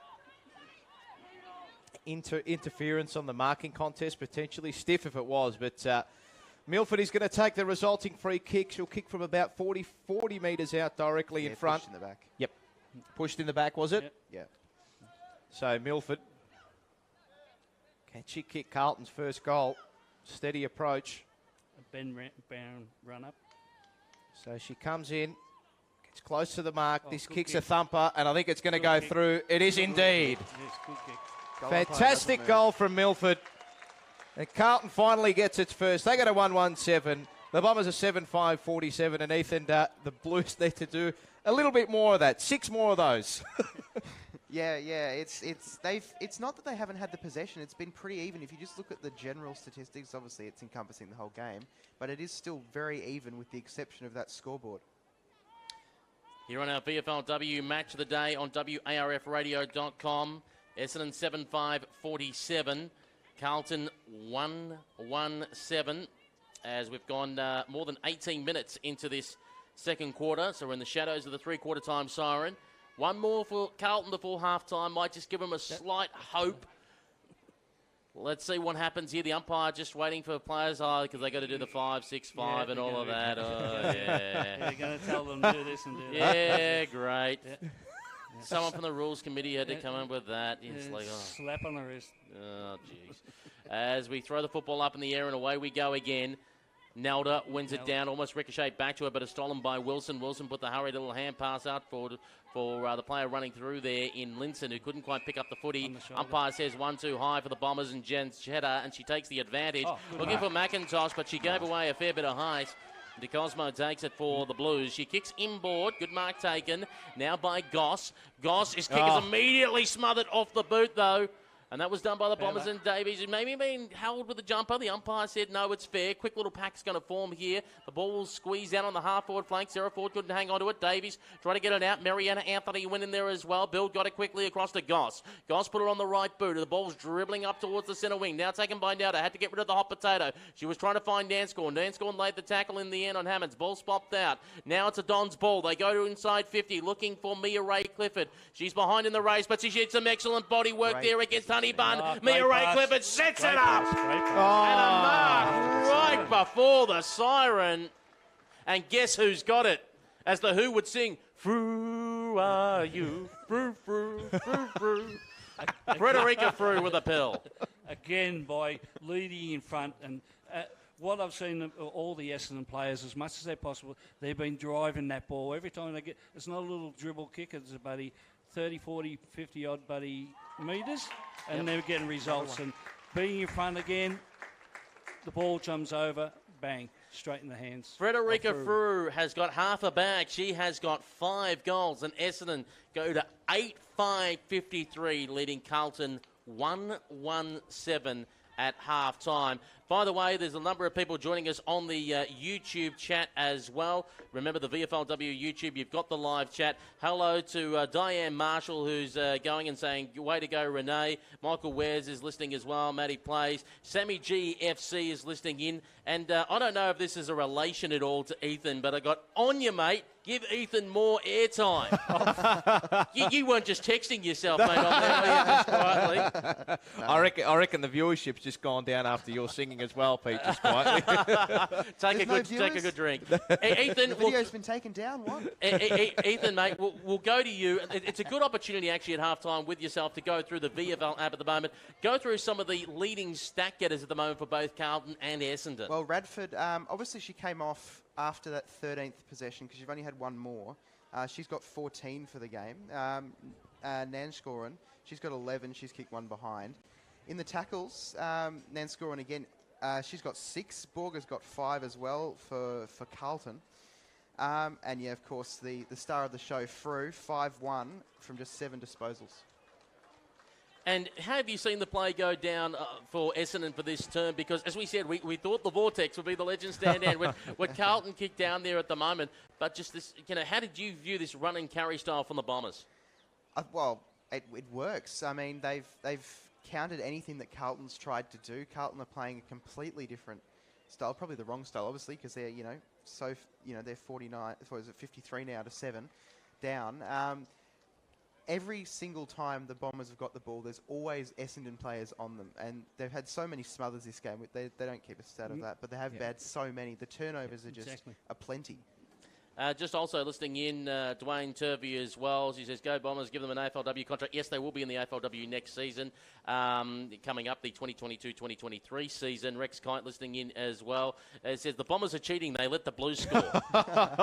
I'll tell you what, there's a bit of a, not argy-bargy, there's a bit going on about the Essendon Guernsey. Yeah, Leon's in there as well. And also asking Barry Atkins, going, what's this? Is it very Indigenous round, whatever? No, this is the Essendon alternative / away jumper. So typically in the VFLW, you will wear your away jumper when playing away. So that's why Essendon is wearing that Essendon. I mean, hey, I'm a traditionalist. I like, black jumper, red sash. We should have been like we were for 130 years. But the rules are in this competition that when they're away team, they've got to wear that red jumper. Obviously, Paul, as you know, not to have any confusion like the two white jumpers of the Bulldogs advised last year. I don't look. For the dislike that I have for Essendon and the impartiality coming out there, I love the Guernsey. I reckon it's fantastic. It really stands out, and, it's working for them today, isn't it? And also, Shano is listening in there as well. Matty Play says, say hi to the Essendon FC zone. Jacob Mulder watching online as well through YouTube. Thank you very much, and hello to everyone at Bomber Blitz and at Talking Carlton. Alan Matthews and Paul Sebastiani, I am going to give you both the hard sell, but what are the positives that we can see, at least even in individual players, out of Carlton at the moment? Well, you get... what's her name? The Ruckman Borg. She's getting majority where Nader is blocking her, and I think the other one, number 10, was Cornish coming in also helping out with the ruck there. So you got 1 against 2, and that makes it very, very hard to block around. The rest of the point of view, the jumper wise is good. If they had the old one, like the black with the red, would be very hard to pick, my opinion, with the dark blue navy jumper. And as you say, that's good. I really don't like the Richmond when they throw their one around with that yellow one. The Barney Banana one, I really don't like that one. But in those type of things, and that helps a hell of a lot. Carlton, at the moment, are behind. Every time they've got the ball, Essendon, as Ethan said, they smother the ball most of the times. And I know I kept on saying the forward line from Essendon, they're out wide, and they only come in when the ball's coming in there, and they're in front, leading in front, like we were talking about Taylor Harris with her leading, coming in, going that way. Paul Sebastiani, of course, you can catch on Blue Abroad. Yes. Blues Abroad, that is on YouTube, as well as the Jumper Punch. You're a Carlton man through and through, so you'll be picking through the side. Particularly, they'll also be looking at the AFLW talent to hopefully get the call back up next week. Who do you see that's actually standing out today? I think, look, Annie Lee's got, obviously, I know she has fantastic disposal. I think that's one positive from a backline point of view. But I don't think the midfield, I think the Bombers' midfield sort of started to get on top towards the back end of that second half. So I think the midfield battle had been 50-50 up until sort of maybe halfway through that second quarter, which is a positive for Carlton. But Brooke Walker's starting to get involved as well. Brazzali was around there early too, so the AFLW girls stepping up. But Georgia Borg, I thought, has been really, really good in the heart of midfield. They're competing against some of the bigger, Bombers rucks and being constantly put under pressure as well. But her tackle pressure's been good, trying to win possession for the ball too. And what I like for her as well, I know it's a little thing, and you kind of got to applaud these things too, but she had the confidence to take a low darting kick inside as well, and she's won her fair share of the football, so I think she's a tick. But I will say, I think Charlotte Wilson, has she been taken off? She either went really quiet in that quarter, or she's off the ground with something. So just keep an eye out for her. But look, Milford getting the goal as well. She's presented well all day, but it's just been a tough go for the Blues forwards. And back to Ethan right down the end with some more stats. Can we get a breakdown of the team stats at the moment, including, I know some Carlton supporters might go, okay, what are the free kick count? We might get in that, but let's talk about possession and who's controlling that in some of those team stats. Well, good you don't want the free kick count because they don't put that on the app. But there you go. Essendon, they've had more possession, but again, as it's opposite now, they've had 54%, but it's not majorly different. They've had 70 kicks though to the Blues 54. Handballs are even. The Blues lead that by 2, 43 to 41. Marks though, Essendon of course have converted those kicks into marks. 24 marks to Carlton's just 13. Tackles again, they're in Carlton's favour though, only by 2 though, so 34 to 32. Hit-outs also Carlton's favour by 2. The inside 50s obviously are in Essendon's favour, but not by much either, and the rebound 50 is the same. So breaking news coming in from the AFLW, so to interrupt Ethan. Saints win by 3 points. Sarah Perkins missed set shot right in front with 30 seconds remaining. Oh, wow. Finally the Saints get on the board, Pete. Nick Dalsano, a little bit of pressure off, maybe? No, of course not. Wooden Spoon coach gets the axe. That's what it's been like in the AFLW every year. Just about. And as you were saying, Ethan, sorry to interrupt. That's all good. It's not like Essendon have absolutely dominated. They've had a little bit more of the ball, and they've been very good with their kicks and their marks, but they've not dominated in a way that you'd think it would be with the score like it is. And hello again to everyone on the YouTube chat. Just a quick note here from Trish, who says Georgia Nanscorn is a star. She is indeed. She is indeed. Absolutely. And we might get her stats later on because we've got the over-under going. 29.5. Unders, reckons Paul Sebastiani. I've gone the overs on that. We'll take this opportunity to take a break at half-time. It is Essendon, 8-5-53, leading Carlton 1-1-7. We'll be back after this. Hi, I'm Vanessa Lowe, long jump gold medalist and world record holder. When I was 15, I was waiting to catch my train. In a split second, my life changed. As the train arrived, the crowd surged forward. I was too close to the platform edge, lost my balance, and fell into the path of the oncoming train. I was in a coma for 2 weeks, and it took 2 years to walk again.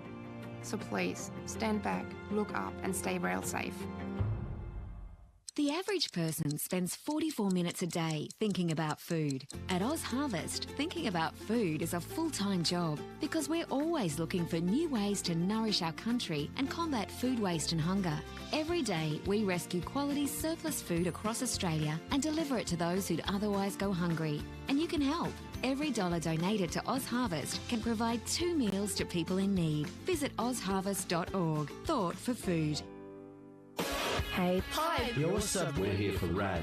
Here's a simple word of advice. Don't drink and drive. If you plan to drink, plan ahead. Give up the keys. Either drink or drive. Don't mess around trying to do both. When you drink and drive, you're risking the life of yourself and the lives of everybody on the road. It takes a lot of courage to convince a friend not to drive after they've been drinking, but you might just be saving their life. So if you plan to drink, plan not to drive. Been playing for a while. Sweet kicks. 'Cause footy makes you smile. Sweet kicks football.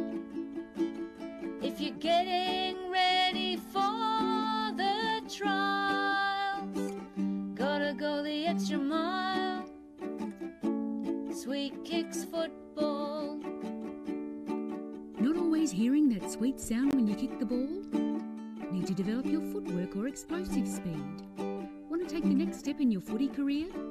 Then you need Sweet Kicks. More info on our Facebook page or go to our website, sweetkicksfootballacademy.com.au. Gotta go the extra mile.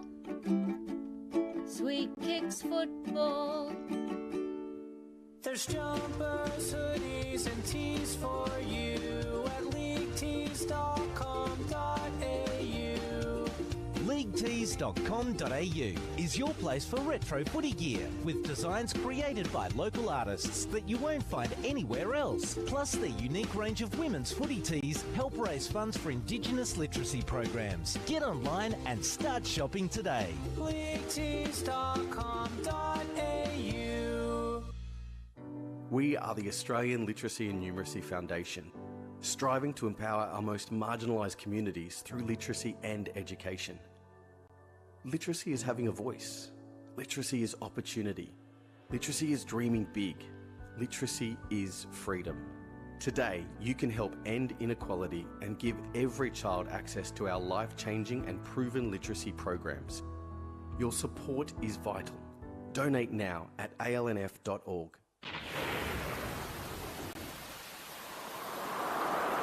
Storms are Australia's most costly natural disaster. Getting prepared now is the best way to protect people and to minimise damage to your property.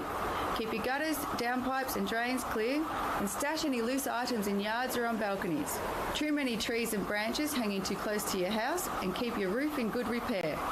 For emergency help, call the SES on 132 500. Feeling a little down? Drop into the Reach Out website at reachout.com.au and let us put a spring back in your step. When times are tough, clear your head at reachout.com.au. It's women's Aussie rules. They're doing what they love. They're fast, they're tough. Don't mess with them because they can get rough. Are you ready for the challenge? Are you ready for the match? It's the call of the game. It's the VFL Women's Match of the Day.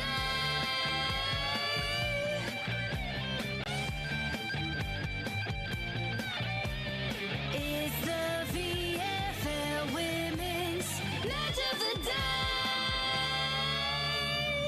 Indeed, you're listening to the VFL Women's Match of the Day, the final game of round 3, and it's between Carlton and Essendon, and the Bombers 8-5-53 leading Carlton 1-1-7. Goal kickers, Frederica Frew has got 5 for the Bombers, singles to Davies and Tierney, and Milford has got the single goal for Carlton.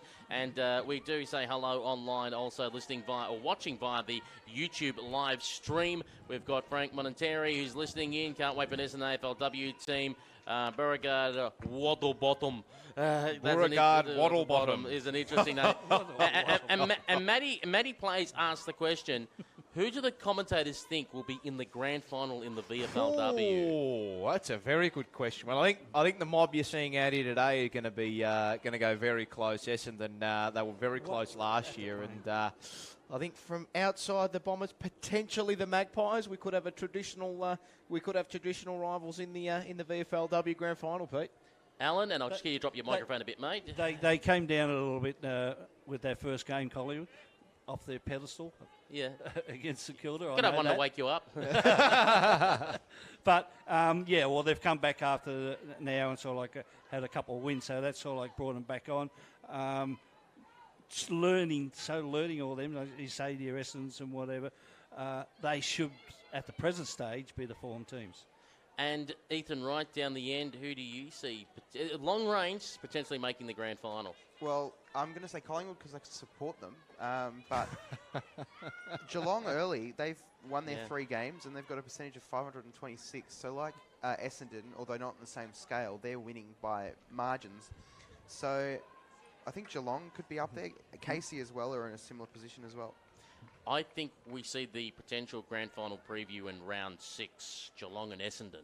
Okay. They met in the preliminary final last year, and they got something stewing there, those two teams. And should I say that on the Saturday of that round, we know the VFL men's is locked in to be played at Cardinia Park for that game. And one would hope, as much as we like to obviously do it at Raw Radio, we hope that the game for the women's isn't played out at Deakin Uni. I hope they do play as a doubleheader at Cardinia Park with the AFL.com.au mainstream. Yeah, it'd be nice. It's like it's a rewind back to the old days, really. You know, you have the curtain raiser and you have the game as well. So, but hopefully the council and the VFL executives can sort it out, Pete. Yeah, and allow it onto the ground, because I know for cost reasons they put it down at Deakin Uni, but let's just hope, bang, bang, back to back.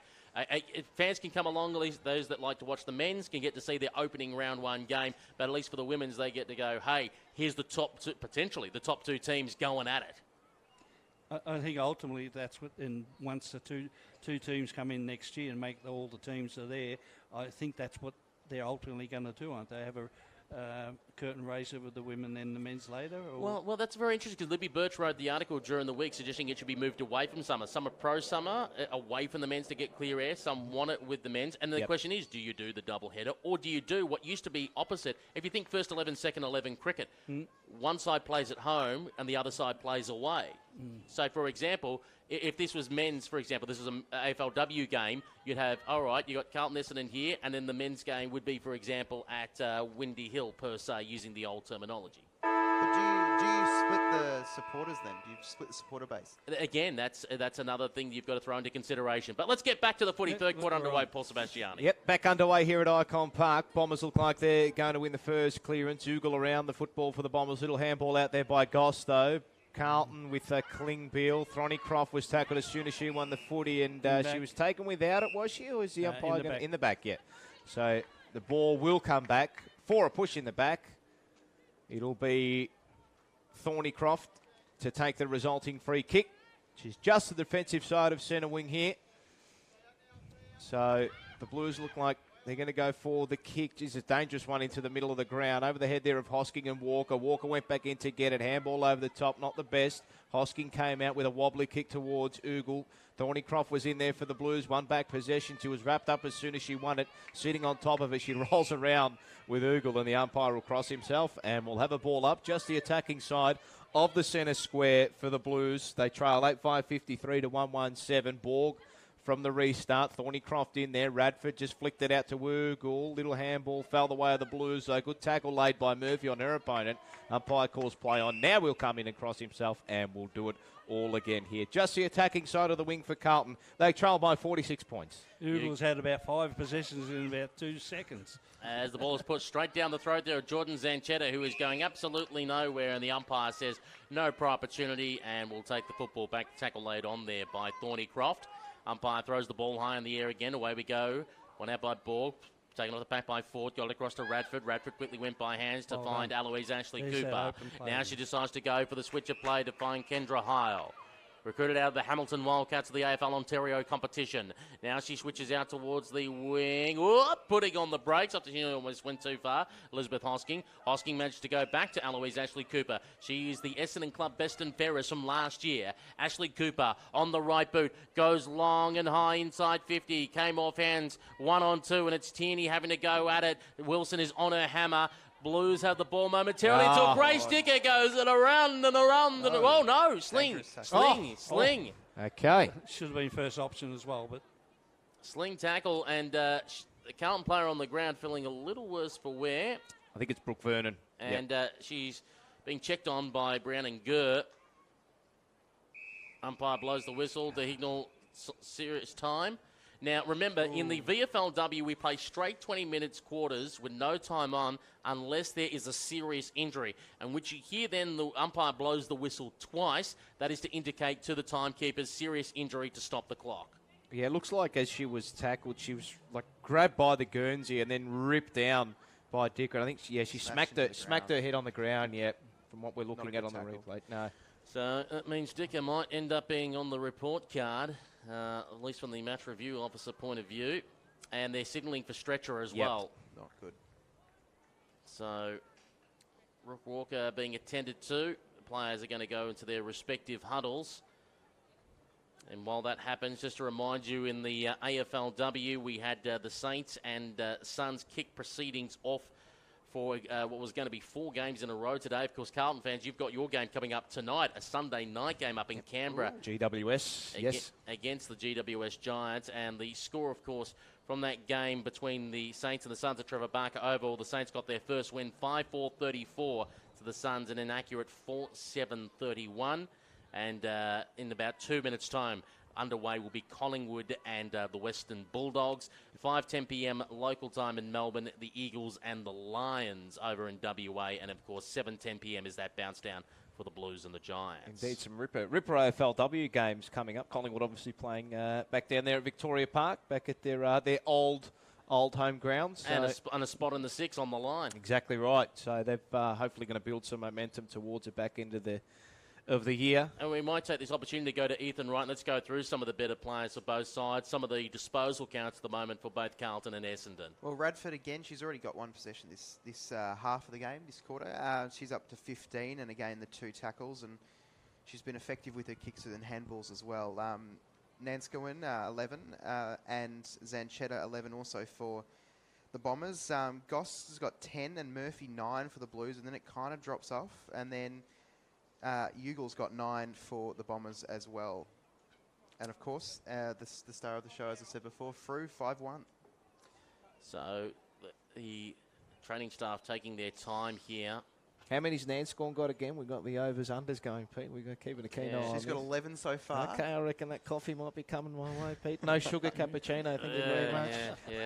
That cancels each other out, doesn't it? Quick shout-out as well, Gail McCulloch. She's thanks for showing the games through YouTube. She's watching all the way from Canberra. Way to go. There we go. From the nation's capital. The nation's capital. They've had a bit going on there the last couple of months, just quietly, Pete. and there might be soon. We've still got an election to come as well, whenever that finally gets called. And we should mention that there's a player from Canberra on Carlton's list, Jessica Stramendaoli. There we go. She's got a quad injury at the moment, but they expect her to be out for 1 or 2 more weeks. So around the halfway mark of the season, she'll be coming in for Carlton. Chaos has left a comment too. Maybe I should start watching the VFLW games. As a Bombers fan in SA, we don't see much. Yes, tune in, Chaos. Yes. Tune in. Absolutely. Best call team in the game here at Wharf Radio as well. Remember, as I told a few supporters that were listening to our call, including Catherine Leo, who's the unofficial women's president at Essendon. She said she enjoyed the call, and I said, don't worry, the more you drink, the better we sound. There you go. Gatorade, of course, and water. Exactly. That's what you meant. Drink responsibly and all of that. Hopefully, Brooke Vernon being taken off the ground now on the stretcher. Hopefully all's well with her. So, Brooke Vernon, you got it confirmed as there? Yep, number 31. Yeah, okay, there we are. Brooke Vernon taken from the ground on the stretcher. And let's just hope that, if anything, it's concussion protocols and whatever, and it might be just a couple of weeks, and it's nothing too serious, no neck damage or anything else, or big effects like we've heard from Emma Grant, which essentially ended her career at Collingwood. And we even see, I know outside our code, but Will Pachowski as well as you know, his cricketing career is on the ropes really. This constant concussion, so AFL obviously bringing in this concussion protocol to deal with that type of injury. So hopefully all's well with Brooke Vernon as play gets back underway. So the Blues will have it in the back pocket at the legend stand end of the ground. And it's Gurr that has the footy. And she goes long with a kick, went through the hands of Turney, who couldn't quite hang on to it. Now going back in there is Zanchetta. Zanchetta got spun around. Umpire blows the whistle. And which way will he indicate? He indicates that's holding the football, and that's a free kick for the Blues. So they have the ball on the half-back flank on the City side of the ground. And Klingbeil will go long up the line. It's a high ball. Handful of players go up for it. Morecambe was one of them. Couldn't hang on to a tackle laid on there immediately by Hosking. And the umpire says, let's call for another ball up on centre wing. Essendon 8-5-53. They're leading Carlton 1-1-7. Bit of a scramble at the moment, all the players. So Borg winning the tap down. Hammond's around there for the Blues as well. Handball comes out towards Brazzali. Long kick up towards centre half forward. A pure one-on-one here. They do well, the Bombers defenders, though. Heil coming through for the Bombers. Hammond's in there for the Blues as well. Plenty of players around this one. They shark the handball out. Clifford the target. Had Wilson on her hammer. Brazzali there for company. Paddled it out in front of her. Went one way, then the other. Kick up towards centre half forward. It's all Bombers here, though. Taking the relieving mark was Nelda. She goes immediately. Heil running back inside defensive 50, conceding a little bit of ground. The kick out towards Crook. She's got Walker for company. That's holding the ball. Great tackle, Brooke Walker. She's toiled away all day and gets reward for her pressure. They need to do much more of that, Ethan. 3 tackles already for her. Yeah, this is the only way they can get back into this game. It's going to be extremely hard, the deficit already. But they can get back. It's not impossible, and they just need to keep the pressure on like Essendon have done throughout their game. So Brooke Walker, as a result of that tackle, will take the free kick. She's 35 metres out. This kick is a high up and under one. It's not going to make the distance. Milford's sitting there. Ball falls towards the top of the goal square. Nanscorn's going to clean up the crumbs. It looks like it's probably going to come back in, though. Borg picked it up. Little handball back. Back towards the Cosmo. It's going to work its way back towards centre wing, but Carlton towards centre half forward. The kick wasn't exactly the best that kicks. Clifford came in, calls a turnover. Now forward. The Bombers can go forward. Wilson sitting under it, though. She takes a mark. Smack bang in the middle of Icon Park, and the Blues can go again. And Wilson decides to work it sideways, and taking the mark is Brazzali. Brazzali goes inside 50 with a clever kick and finds Amelia Klingbill. Klingbill hand pass off to Brazzali. Brazzali 45 metres out from goal, and it is wide. Much better football by Carlton then. They were creating the loose player going past and got 3 or 4 passes right out and got it up to the forward pocket there. Unfortunately, the kick went out of bounds. And it's taken by Hosking now for the Bombers. He'll go high in the direction of Nanscorn. Got punched from behind by Thornycroft. Goes in there. Umpire says play on. Should have gone to Specsavers. As the ball is now out in the centre wing position. Trying to get in there is Grace Dicker. Jumping in there one more time is Jesse Davies. Dicker's now got it. Got the hand pass out to Janchetta. Look out, there's trouble. Got it across to Dicker. Dicker now being held by Goss. Now getting the football is Nadia Moore. Try to give away the don't argue. Going in there is Georgia Borg. Ball popped out one more time. Zanchetta came in there as well. Dicker lays on a tackle, and the ball spills over the boundary line and out of bounds. And now they're claiming it as it's accidentally hit the shin of an Essendon player, so out of bounds on the full free kick. Yes. Coming back to Lily Goss, and the umpire says you got to come back on your mark, and you got to do you got to do all of that rubbish. Yeah. I need to take a breather after that. My feet just quietly. Now, if it's accidentally off the foot, are they still paying that as out of bounds, or is that just? I'm not 100% sure on that. You know, the rules are vague. They are indeed. Was it paid as on the full? I think it might have been. It might have come off the shin and gone out. I think it might have been. On the back of her heel, come off over the. It was only a metre away from the boundary line, and it's just come on the back of her heel. So Annie Lee, her kick forward was chopped off by Danielle Marshall. She goes with the chippy kick over the top. It's okay. And Radford. She's racked up plenty of the footy today. Tierney makes a lead towards centre wing. She ignores that. She comes into the middle. Kicks okay. Marshall working her way up from centre half forward. Takes a mark in front of Milford. Just the defensive side of the centre square. So Marshall, she's got that big thumping kick. It's a low one up towards centre half forward. Cecilia McIntosh leading in the race of the football. Just bounced over her head. Gurr was in there. Little tap forward by Cornish was okay. Foul the way of Anthony. She lines her shot up towards goal. It skews right off the side of her boot.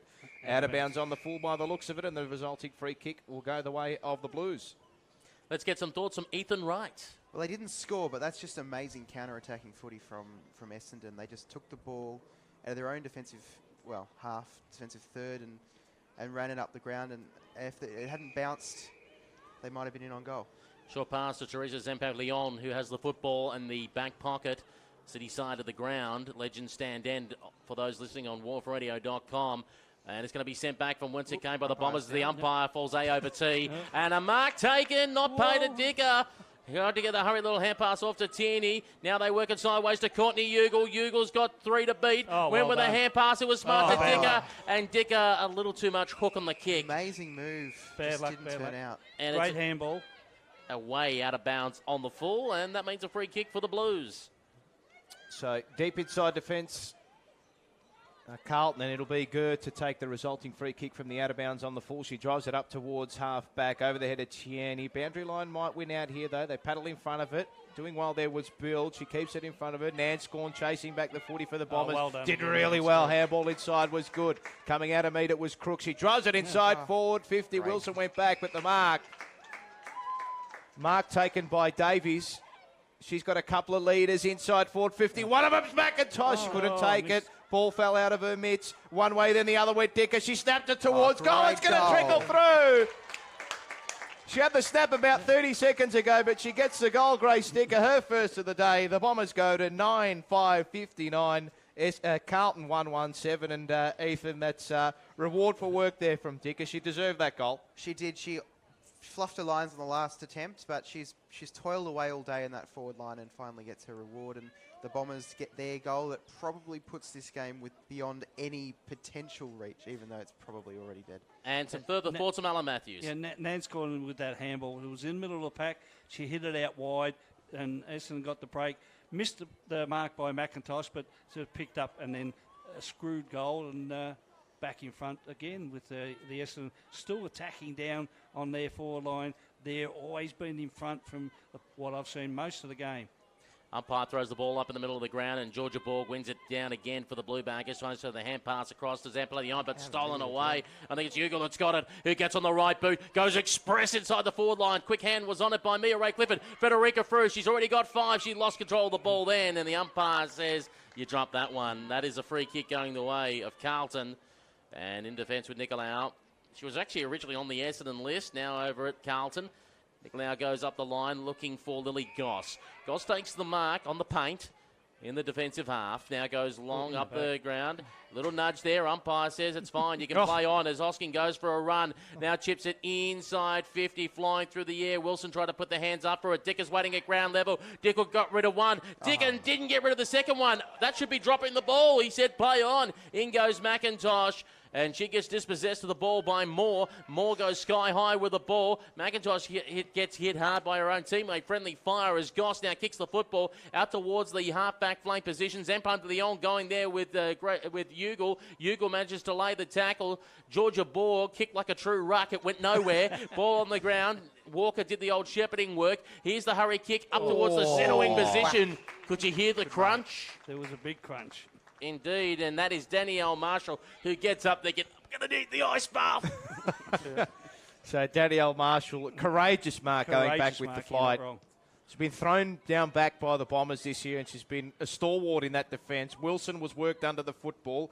Ford was there for the Bombers. It fell the way of Goss. She had her kick well thwarted by Ford. Zampaglione burst her way through, got a handball. It's a turnover, though. Zanchetta back to Crook, back to Ford, all via hand. They do it well here. Bombers go back inside Ford 50. Wilson sitting under it. Went over her head. Annie Lee dropped what she probably should have taken. Clifford led in. Little handball out. Borg was in there, and the umpire's going to call a push. It's going to go the way of Clifford against Annie Lee.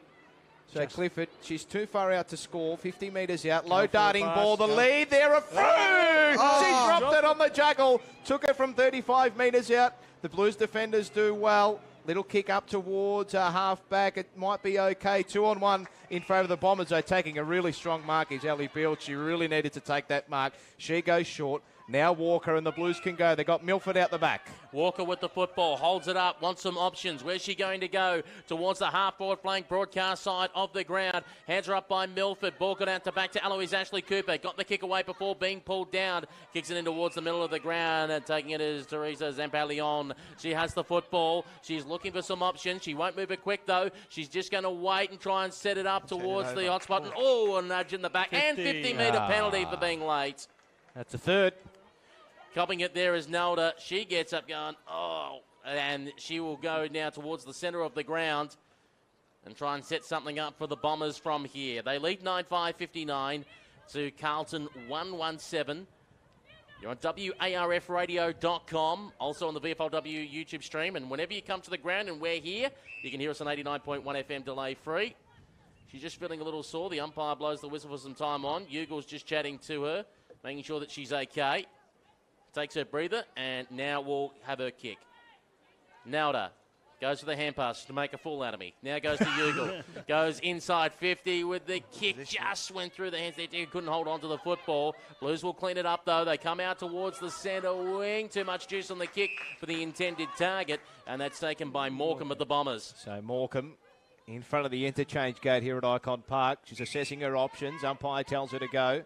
Long kick up towards half-forward. Blues got the numbers. Wilson there. Oh, geez. They buggered it all up, but Annie Lee's going to mop up the crumbs. Her kick towards Hammonds. 2-on-1 in favour of the Bombers, and they win out. Heil, handball. Marshall in support. She can run and go. She's 65 metres out. A big kick towards the top of the goal square. Wilson out the back. It's going to trickle through just the wrong side of the goalpost and through for one behind. So the Bombers go to 9-6-60. Carlton a 1-1-7, and Ethan, you just saw the Blues when they were going forward and that 4-0 forward, just a little bit too slow in possession. The Bombers, you look at the way that they move it forward, fast as lightning.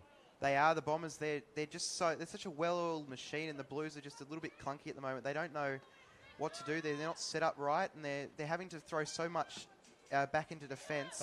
Mariana Anthony gets it across to Gray Sticker, who runs in 25 metres out from goal. Bang!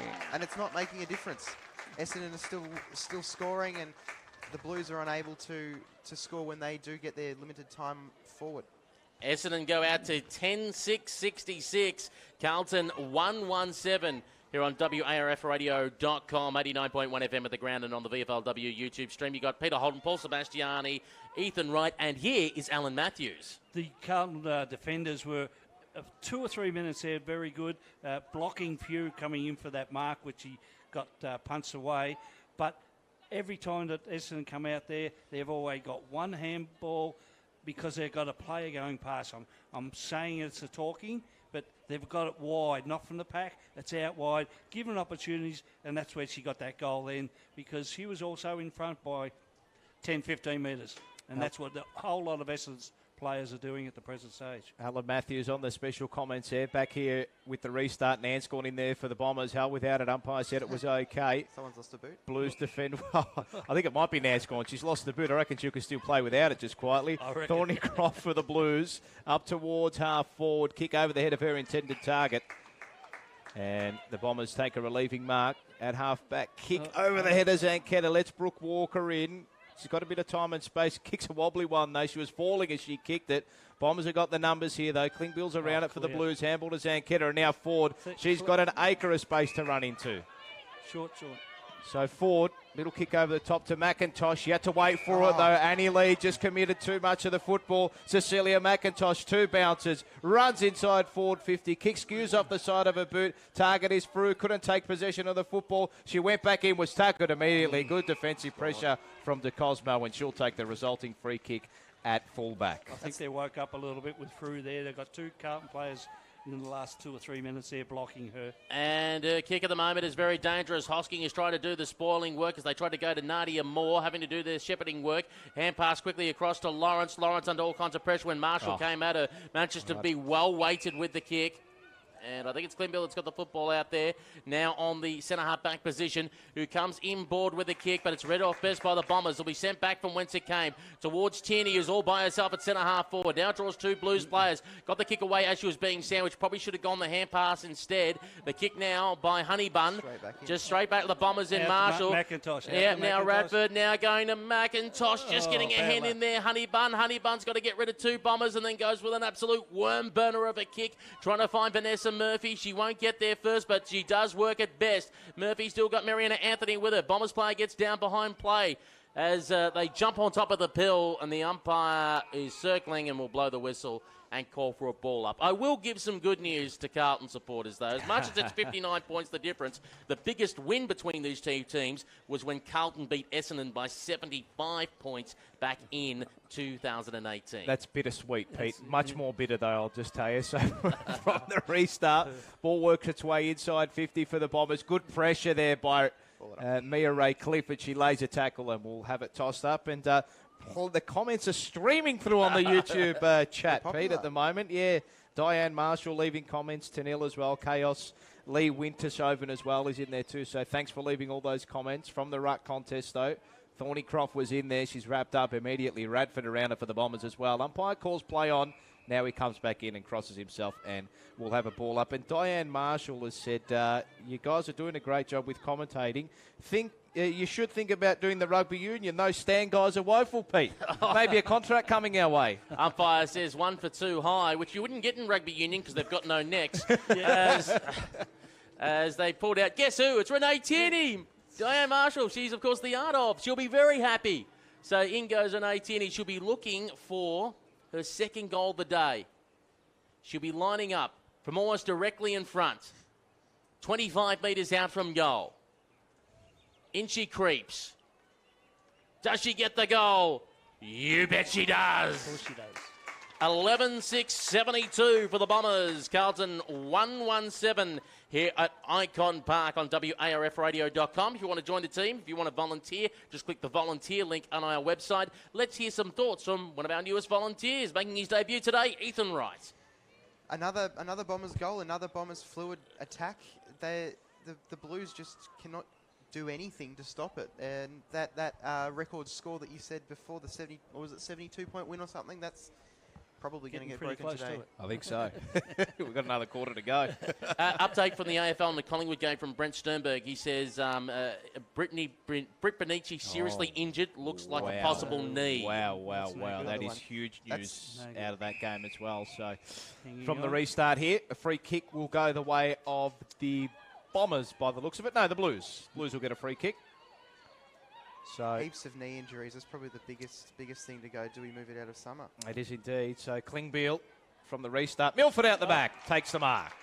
Now that's a good attacking line from Carlton. That's that fluid. That's that quick. That's something that Collingwood fans in the AFL team, you see the quick footy works. And it's worked today for Essendon. And Carlton have now had one instance. And can she score the goal? Mind you, it's Stephanie Lawrence who's taken the mark. Beg my pardon. So it'll be Stephanie Lawrence after the three-quarter time siren. She trots in 35 metres out, kick on its way. It's straight, but it's not going to make the distance. So no score from that set shot, and scores remain as they were. 11-6, 72 the Bombers. Carlton 1-1-7, and the goal kickers at three-quarter time. Frederica Frew with a bag. She's kicked 5. Renee Cherney with 3. Grace Dicker getting 2. And Jessie Davies with the 1 as well. It's the Bombers comfortably at three-quarter time. Let's get some thoughts on how that third quarter played out with Alan Matthews and Ethan Wright. Yeah, the Carlton girls are trying their heart out, but unfortunately they're not minding up their men. Essendon are creating, like 2 or 3 times then McIntosh was clear by 10-15. Unfortunately, a couple of the balls stopped dead and she wasn't able to get the ball, and it was punched away once there. But the Essendon, they get the clear, they're breaking away. I think it's great talking, because from where we're looking at up above them, they seem to be moving with that talking, so that's creating. The Carlton ones at the moment had a couple of attacks. One then just unfortunately didn't quite get the goal, but there's not enough of that. Their back line really put under pressure all the time. You can hear the communication between the Essendon and like I said before, they're such a well-oiled machine. They know what they need to do, and they're doing it. Carlton, they're just trying to catch up, and they're playing behind the game, and that when they do get those opportunities, like they've just had, a great, quick bit of football as our papers go flying with the open window, where they're just not taking them. They've had a few inside 50s that have been good opportunities, but they didn't kick it long enough. They didn't score, and is it a scoreless quarter now for them? Was a scoreless quarter. Definitely, yeah, 1-1-7. It's they've been held really well, the Blues forwards, but I think the Bombers as well. Look, I mean, whether or not they put the cue in the rack now and just say, because it's obviously pretty much game over now, but they are romping away with all their victories at the moment. But Pete, you've got an AFL women's update, a score-wise here. Yes, almost near quarter time in that game. Collingwood 3-2-20, leading the Bulldogs 1-3-9 in a battle for 6th spot, but is it any good making 6th spot if you've lost another player possibly to a knee injury? Not ideal, and someone as important as Britt Benici as well. We'll take this opportunity to take a break here at three-quarter time in our VFLW Match of the Day on WARFradio.com and the VFLW YouTube stream. It is Essendon 11-6-72, leading Carlton 1-1-7. Life can be really tough when you or a close family member has cancer. But if you're 12 to 25, Canteen's in your corner. Canteen provides whatever practical and emotional support you need, from connecting you with other young people who get what you're going through, to helping you develop new skills to cope, and just bringing back some fun into your world. So if cancer's messing with your life, check out canteen.org.au. And remember, Canteen's in your corner. Hi, this is Missy Higgins for RAD, recording artists, actors and athletes against drink driving. I see a lot of things at gigs, mostly people having a good time and a few drinks. But what I'd hate to see is someone getting behind the wheel after they'd been drinking. Being even a little bit over the limit makes it too easy to lose control. So if you plan to drink, plan ahead. Arrange a designated driver who won't drink. Remember, music lives and you should too. We're at a party. 3 little kids were playing in the pool, all under 5. Adults were busy talking, glanced over, noticed the little one underwater. I think she needs help. That's how easily something can happen. It only takes a few seconds. Don't worry, the party had a happy ending. But we need to remember, fence the pool, shut the gate. Teach your kids to swim, it's great. Supervise, watch your mate, and learn how to resuscitate. I'm Laurie Lawrence. Kids Alive, do the 5. What do you listen to while you're waiting for the next VFLW game on Wharf Radio? Do you long for the days when radio stations played music that you knew without being constantly bombarded with ads and by announcers who want to make it about themselves and not about the music? Welcome to GoRadio.live. We're here 24 hours a day, 7 days a week, playing the very best music of the past 70 years. You can listen at www.goradio.live, or better still, download the free GoRadio.live app for your Apple or Android device. GoRadio.live. It's radio as it should be. It's the VFL Women's Match of the Day.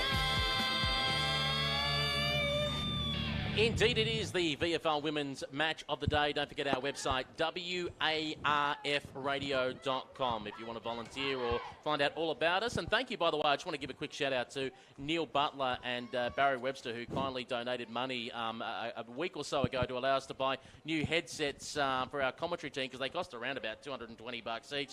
And, Paul, we actually, well, audio technical wise, we actually sound better. I'm not sure in the way of content, but from a technical point of view, we sound a lot better. We do. Oh, no, mate, they're tuning into the VFLW live stream. I'm sure there's a mass of them on the Wharf Radio stream as well. And shout out to Shannon as well. She's in the comments there too. So the chat section is going off, Pete. So I think we might be doing something right. And with a possible Britt Bonici serious knee injury, Brent Sternberg replies that they've actually had Bree Davey on the sideline checking in on her, and it's not looking great. So our fingers are that it's just a knock and it's not too bad. But yes, we've been talking about the knee injuries.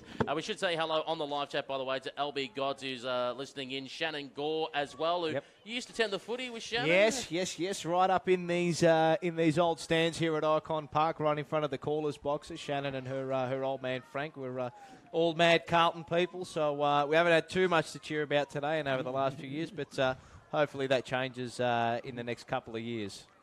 Absolutely, and also to Joseph Brancatisano out there watching as well. He's had a good crack at us here. Yeah, so there's nothing beating Carlton the battering. So I saw Brancatisano go, I wonder if that's related to the, Brancatisano's at Carlton. I was like, nah, just laid one. And nah, it's okay. Yeah. We love the banter. It's okay. No problems at all. Nothing personal. Alan, you've been around since the VFA days, mate. Yeah. You just got to love that little bit of Essendon.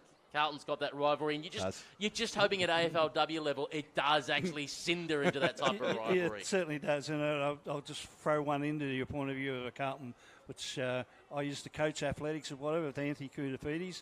Oh, right, one of the icons. Loved him, absolute star, the Greek god, the Adonis, as we called him back there. But underway back here at Icon Park for final quarter action between Carlton VFLW and Essendon VFLW. Nalda.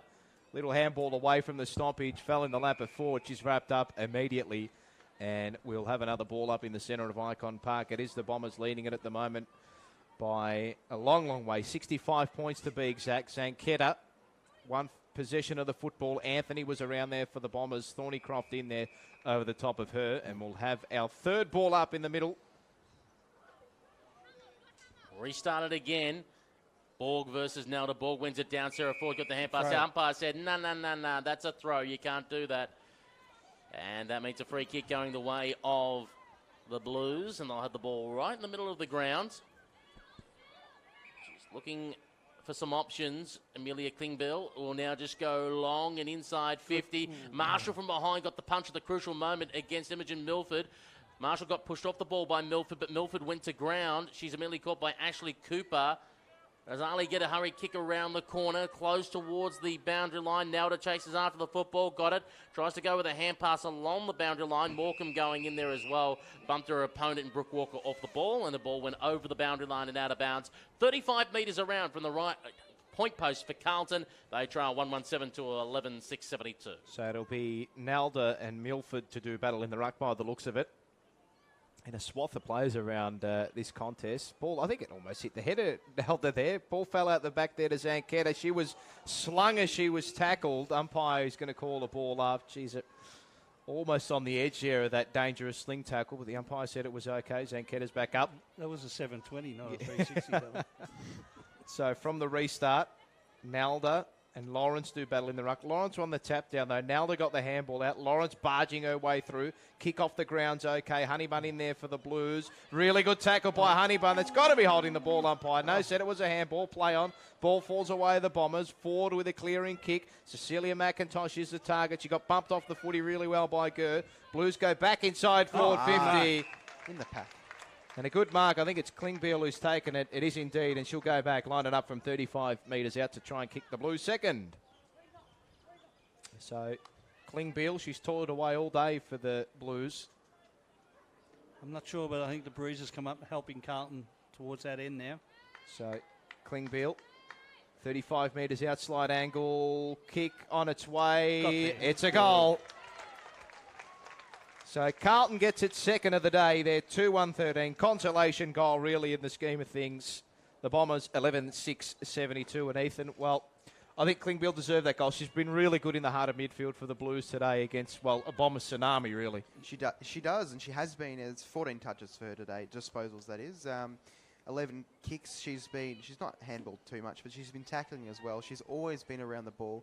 Her and Goss have been really the only shining lights for the, well, there has been a few others, but they're the big names that have actually stepped up for Carlton today in what has been a very disappointing display. Umpire with the ball back in the middle of the ground. Looks around, makes sure everyone's in position, and then throws the pill high in the air. Borg wins out again in the contest. Ford immediately wrapped up by Goss. Brought to ground. Ball squeezes out. Nanscorn tried to jump in there. Couldn't extract the pill. Klingbeil in there as well. Immediately wrapped up by Nanscorn. And the umpire will take the football back and restart the play. Round 4 matchups have been set, but we don't have dates and times yet, so keep an eye on the social media accounts, particularly in Twitter at VFL, for your confirmed dates and times of VFLW Round 4 action. As the umpire will again take the ball back. Thornycroft was last to the ground there, gives the ball back to the umpire. Up again we go. Borg wins it down. Heil's going to get there first. Klingbeil's immediately got her wrapped up. Ooh, she's juggling it. Going to be pinned, I wonder. Umpire says no, I'll ask for the football back. And we'll try and restart the play again. We will indeed. Borg's been getting a lot of the knockout, but the on-ballers haven't been helping her out. Yeah, the on-ball brigade for the Bombers has really got on top in this second half. Klingbeil dropped the footy, but she was held when she was dispossessed. So she'll get the resulting free kick, and the Blues can go back inside forward 50. So Klingbeil gets the handball to Brazzali. She's done a lot of that today. This a kick inside forward 50 over the head of her intended target in Goss. She's going to go back in and win the football. Lawrence was there for company. Handball to no one in particular. Bombers win out. Naldo, although it fell back in the lap of Lawrence and just ricocheted off her foot. Ford kept it alive, though. Hosking. Low little darting balls. Not the best at kicks. Falls into the lap. Hammonds lines it up from about 35 metres out. And it's to the near side and through for one behind. So the Blues, 2-2-14. The Bombers, 11-6-72. And, well, this would be a positive sign for the Blues late in this game. I know the game's done, Ethan, but they're still pressing. They are. They're still coming, and this second half has been not an amazing display, but it has been better than that first half. The Bombers haven't scored too much this half. And Nanscorn goes long and high with the kick through the hands there of Mariana Anthony. Goes to the boundary line and out of bounds. I do wonder with that Brooke Vernon injury and the stop of play, if that perhaps stopped the Essendon momentum and just allowed Carlton to at least compose themselves a little. Could very well be. I think that's such an, when that happens, it's tough to sort of pick it up back again and get the energy back into the legs. But maybe Essendon going into a bit of, a little bit of a conservative frame of mind coming into this last quarter. Ball is thrown back into play. It's spinning back in over the head of both Borg and Nelda. Quickly picked up by Lily Goss, who tried to put it on the boot with a little dinky kick. Didn't go too far. Radford around the hand pass over the top to Nanscorn. Nanscorn put it on the right boot, leading in the Grey Sticker direction. Dicker takes the mark in front of Zampalion. Dicker with the football for the Bombers. She's defensive side of centre wing. Gets on the right boot. It sets it up high. Here comes Mia Ray Clifford from behind. Couldn't get there in time. Taken to the front by Wilson, who tried to fire out the hand pass. In goes Eleanor Cornish, also jumping in there as well. Cecilia McIntosh. Nanscon's got the football out to Ugle. Ugle got a weave through traffic. Draws the players. Goes the handball. Radford's waiting for him from Cornish, who dropped it cold. Going in there, Radford. Is she dispossessed? Should have been. And the umpire blows the whistle and calls for a ball up. It is an interesting non-decision. There's been a lot of those today, Pete, but hasn't taken away from what's been a good contest for the Bombers, just quietly. Ugle trying to barge her way through the stoppage. Umpire calls play on as soon as she's wrapped up. And we'll have another stoppage. Pretty much do it from exactly the same spot we did it 10 seconds ago. Ugle, she's free around this stoppage now. She's picked up. Borg won the tap. Nanscorn laid the tackle, though. It was a hold. Yep. And Brazzali's going to play on for the Blues. She darts through centre, which she's got absolutely nothing to go to. Still got nothing to go to. She went one way, then the other. Retreats, goes back. That's all she could do, and nothing down the field.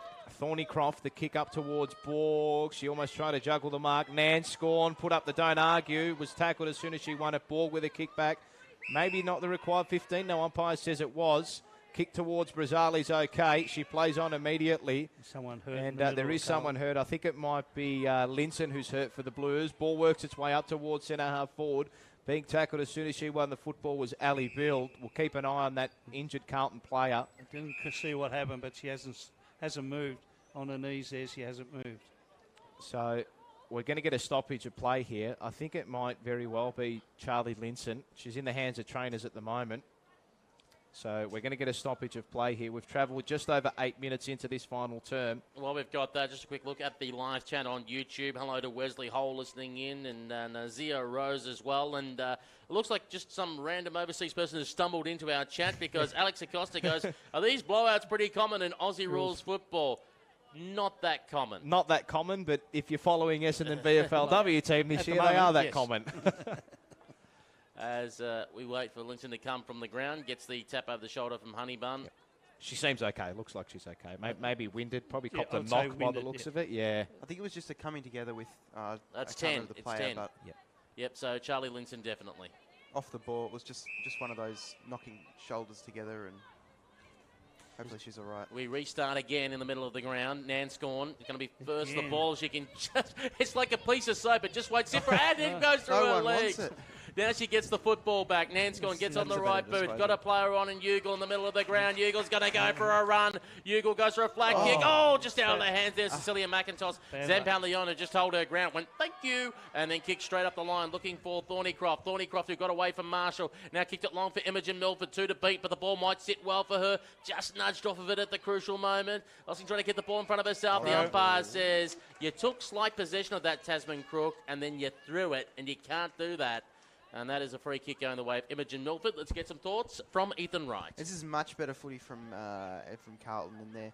Hopefully they can take this chance, and it's almost like Essendon was during that really good period in the first half. They've just getting the ball and just going and being able to hopefully convert. Imogen Milford will be kicking from approximately 38 metres, almost on a 45-degree angle. She'll be looking for her second of the day and Carlton's third. Milford to the legend stand-in. Good kick. Kicks it high and kicks it straight. And 3-2-20 Carlton, Essendon 11-6-72. Milford has 2. And let's get some thoughts again from Alan Matthews and Ethan Wright. Again, then, at the point of view of Carlton now, I'm not sure I'd say the Essendons are slowing down. They're not. Just I think Carlton are creating a little bit of space, and where they've got the opportunities, they were given that opportunity. I know it was a free kick, but they forced themselves down, and as I said, I'm not sure if that breeze is helping come out there at the moment. 30 disposals now for Radford, and Nanscorn 19. Oh, that coffee's looking good, Pete. Cancels each other out, buddy, remember. That's true. Remember. So, Jugbear says go Dons, and I think you're going to get your win today. Yeah, I think so. Just quietly, yep. Call that one about halfway through the last don't quarter. Don't tell me we got this 5-6. Yeah, we're going again. Geez. But should that not be a free kick because they've already been warned for it? It's each quarter. That's okay, right. Per game. Okay, there we go. So that's the second time. So Wilson and Nalda to do battle in the ruck. Ball fell the way of Goss. She got a handball over the top. Was okay. Honeybun. Blues are going to go back inside forward 50. The target over the head there are Lawrence. They do well here, the Bombers. Little dinky kick, though, over the head of Radford.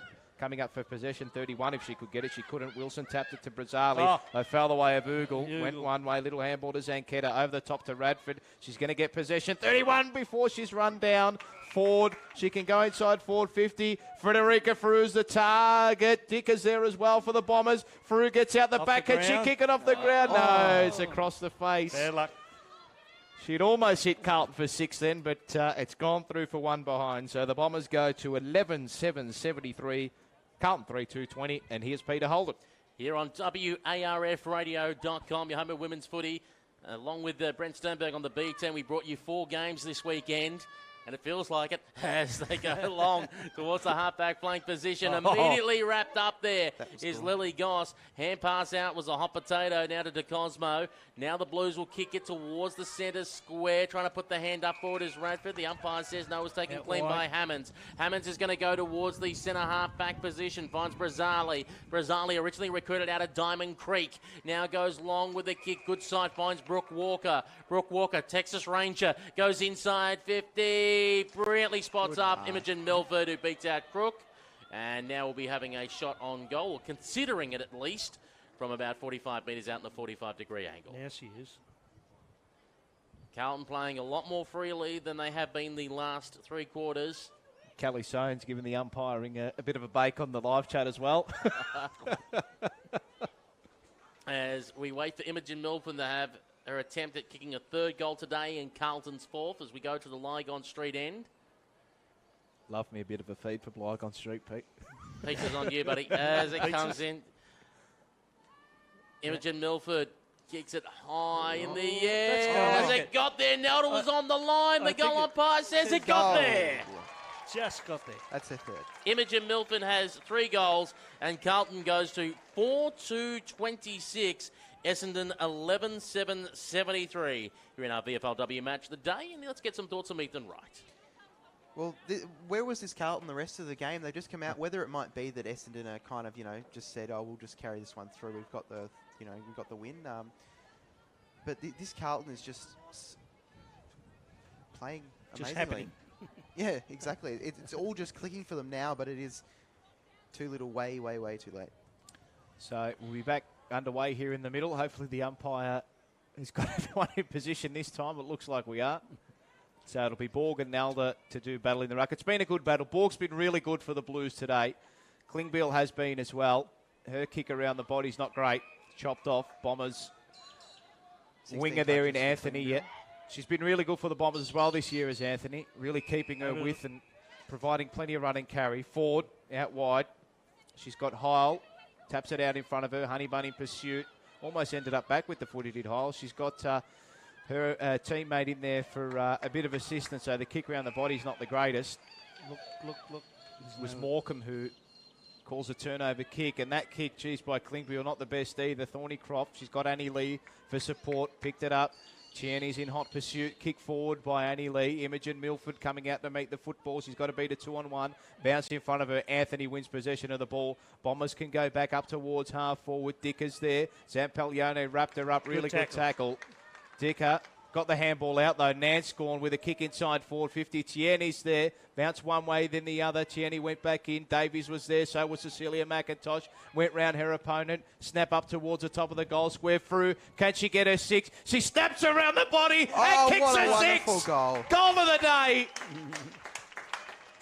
Frederica Frew tapped it out in front of her. One clean possession. Snapped it over her shoulder and kicked a magnificent goal. She gets her 6. The Bombers get their 12th. They go to 12-7-79. The Blues are 4-2-26. And, well, that is the goal of the day. That's the point of view, again, that being in front is an asset from any of the forward-line players. If they got that metre clear, it's very, very, very hard for a back person to break away. I'm saying for the Essendon girls, when they're at training during the week, when they first see Frederica Frew, they've got to do the Billy Bowden style 6. The slow creep up with the crooked fingers and give the indication that's 6. She's got 6 today. A superb effort, and the Bombers go out to 12-7-79, leading 4-2-26 here on our match of the day coverage. Ford out of the middle, kicks it long towards the half-forward playing position to Davies. She's got to try and... Oh, she won't dance around Abby Jordan. That's caught. Got spun around and around and around, and she got spun around anymore. It would have been like a Bee Gees soundtrack. And it will be a free kick for the Blues at the half-back flank. They go short to Thornycroft. Thornycroft with the footy. She wants to go short again. Works out okay. It was a bit of a back and forwards football there. So it was a Saturday night fever job, wasn't it? Yeah, indeed. As Hammonds goes towards the middle of the ground. Lawrence couldn't quite hang on to it. Radford is there. Radford comes away with the football. Gets on the right boot, going towards the half-forward flank position for Davies. Davies spun around again. Kicks it in towards Renee Tierney, who takes a mark. Probably outside her range. It's when boots the ball on the paint 50 metres out from goal. Getting a bit of attention behind players. Nan scored as well. Yep, McIntosh. going for McIntosh. Knocked out of her hands. Brianna Gurr is there. Goes the hand pass off to Borg. Borg nearly had the Reg Grundy's pulled down by McIntosh. Got the hand pass away. Rosali would come out of defence for the Blues. Goes out towards the centre wing position with a long ball. Trying to run onto it in the end, but overrunning it was Lawrence. Lawrence goes back in and buries her Essendon opponent. The umpire says, no, it's fair. And I will call for the football back. And we'll ball it up. Eloise Ashley Cooper, the player caught on that occasion. Some thoughts from Alan Matthews? Again, this whole attacking. Unfortunately, they didn't come off with that lead from McIntosh. Just probably a size let her down, a fraction. Didn't quite get there. But still attempting. She was swung around a little bit. And then the ball's come back over towards the wing now. And it's been a free kick. So from the stoppage, ball worked its way over the boundary line. And the resulting free kick is going to go the way of Ugle. She goes short to Nanscorn. Marks on her chest in front of Thornycroft. Two best players, I reckon, on the day. So she's going to slow things down and just wind down the clock here. Just over 18 minutes gone in this final term. Bombers are home. They're going to be 3 from 3 so far this year. Tierney just working Zampaglione under the ball. Big size differential there, and it kicks a shocker. Murphy. Didn't expect it. She kicks up towards centre half forward. Marshall sitting under it. She had the sun in her eyes there, though. Quick kick off the ground. Blues go inside forward 50. Crook's got time and space. Little handball was okay. Marshall went back in on her left boot. Brazali's there. She's going to try to barge through. She's got an open goal. Kick up towards the top of the goal square. Lawrence sitting under it. Couldn't take it. Maybe a bit of time and space. Hosking won the tap, though. Walker's in there for the Blues. Laying a good tackle there, though, was Build. Falls away at Milford. Can she kick her fourth? No, she gets a handball over to Walker, who tries to snap it. Honeybun's in there as well. Right next to the goalpost. And a great defensive effort. Rush through for one behind. It's great work from both sides then. They were both attacking each other. One didn't get the bounce, the others did, and vice versa. And they were still attacking every which way for about 2 or 3 minutes from both sides. Marshall kick out of defence. Essendon 12-7-79. Carlton 4-3-27. Gets the hurry up from the umpire and elects to go straight down the guts. It's a dangerous kick. Late ball from behind by Borg. Now the hurry kick along the carpet. The Essendon try to go inside their centre square. Now calling out for it is Cornish. Cornish gets the football, goes with the hand pass back. Just spinning around there with a little chip kick as Radford was immediately smothered off the boot by Goss. Borg went in there again. Borg just trying to fight her way through. Hands and knees type stuff at the moment. Radford jumps in. Goss there as well. Bugle watches on and the umpire calls for the ball back, and we get some thoughts from Ethan Wright. Well, this is, if you ignore the scoreboard, this game has been quite an exciting one. You know, it's been pretty evenly matched, and I think as time ticks away now, siren about to go. If the Bombers can get another goal here, then they'll be able to probably say this last quarter was a very good one for them. Sarah Ford now going short to Courtney Ugle. Ugle takes the mark, has the ball at the half-back flank, looking for some options to try and spot up. Nelda was one of them that was calling for it, and finds her on centre wing broadcast side in front of the interchange gates. That is Simone Nelda. Essendon Ruck, now part of the leadership group, goes up the line, very good to Jordan Zanchetta. JZ, as they call it, has got the football. Should be JZ, in my opinion. Let's get grammatically correct. Now goes up and manages to spot Amelia Radford. So Radford with the footy. Decides to go to Renee Tierney. Punched the football away. And cleaned up there by Thornycroft for Carlton as the siren sounds at Icon Park in Carlton. And the Bombers remain undefeated. Their percentage was over 1,000 before we started this game. Be frightening to look at it now. The Bombers 12-7-79, defeating Carlton 4-3-27. It's only 595 now, isn't it? It's gone down. Yep. Should go on down because Essendon, Carlton kicked a bit more. You could say this is a poor game from Essendon because they conceded so much. Yes, Essendon supporters will be filthy online. They go, what happened to our percentage? Big win for them today, Pete, and fully deserved as well. Just a class above in the end. I mean, you can't knock the Blues for the way that they toiled away all day and their effort around the contest too, but that's something in football that you can't. I mean, effort's not really something you can applaud. It's the bare minimum. I think just the way that the Bombers moved the ball and the way that they purposefully moved the ball going inside forward 52, and the way the numbers in midfield just ended up being way too much in the end for the Blues to handle. Interestingly enough, in the last 2 games, the Bombers really blew out the margin by completely running over sides in the final quarter. This time it's different. All the damage done in the first 3 quarters, but didn't quite finish it out, allowing Carlton to get those the easy ones at the end. Yeah, they had the luxury too of maybe taking the foot off the gas as well and just remaining in that conservative frame of mind too. So, but again, to the Blues' credit, look, they battled away hard in the last quarter, and Milford got some really good reward for effort at the end of the day too, and Amelia Klingbeil was strong in midfield again against a weight of numbers that was going to be very hard to win out on. Alan Matthews, I want you to break it down. Why did Essendon win today? They won because they were first of the ball, and they've said most of the day they were leading up front. When they were passing the ball, you could see the lead. You had McIntosh and the others coming down, and they were in front, and Kieran coming in, and then Fur getting those other 4 or 5 goals, or 6, what she finished up with. But they were determined. They opened it right out. The packs weren't formed for when they were down on their forward line, whereas the Carlton going down there, they had the Essendon back line going very, very tight. Every time they saw like Carlton got some sort of opportunity, it was blocked and smothered and stopped from getting their momentum going. But every time that way, Essendon got their momentum going. There were 3 or 4 passes kicking with not to each player, and that made it easier for their forward line to create. Ethan Matthews, you've been keeping an eye on the stats, mate. You can break it down when it comes to the players who've got the stats and also the possession as well. How much were these 2 sides separated? Well, not by much again, as it was at half-time, 54% the way of the Bombers, the possession. But it was those big winners, Radford with 24, Nenskawin with 21, so no coffee for you. But Goska 19 and Brazale 18 with Klingbeil 17 for the Blues. But other than that, it was basically the Bombers' show. Ugle got 17 as well. And, of course, 6-2 for Frew. Amazing performance. Absolutely. The goal kickers, as we break them down, Frederica Frew, 6 goals for Essendon. Renee Tierney with 3, 2 to Grace Sticker, 1 to Jessie Davies. And we look at Carlton, we got 3 for Imogen Milford and 1 to Amelia Klingbeil. Just about time to almost wrap things up here on our VFLW coverage. But before we go, we take a sneaky peek look at next week. They haven't locked in the dates and times yet for round 4. I know they were waiting upon what the AFLW were going to do. AFLW have locked in rounds 9 and 10, so by theory, VFLW rounds 4 and 5 should be locked in next. Keep an eye on social media on the VFL social accounts. But these are the matchup, boys. Casey versus the Bulldogs. I think we all assured that Casey will be favourite going into this game. 3 and Zip versus Zip and 3. Essendon versus Williamstown. You'd think that'd be a very heavy Bombers win. Yeah. I think Williamstown will put up a fight, but I think the Bombers are there. The Cats and the Saints down at, that'll probably be at Deakin Uni.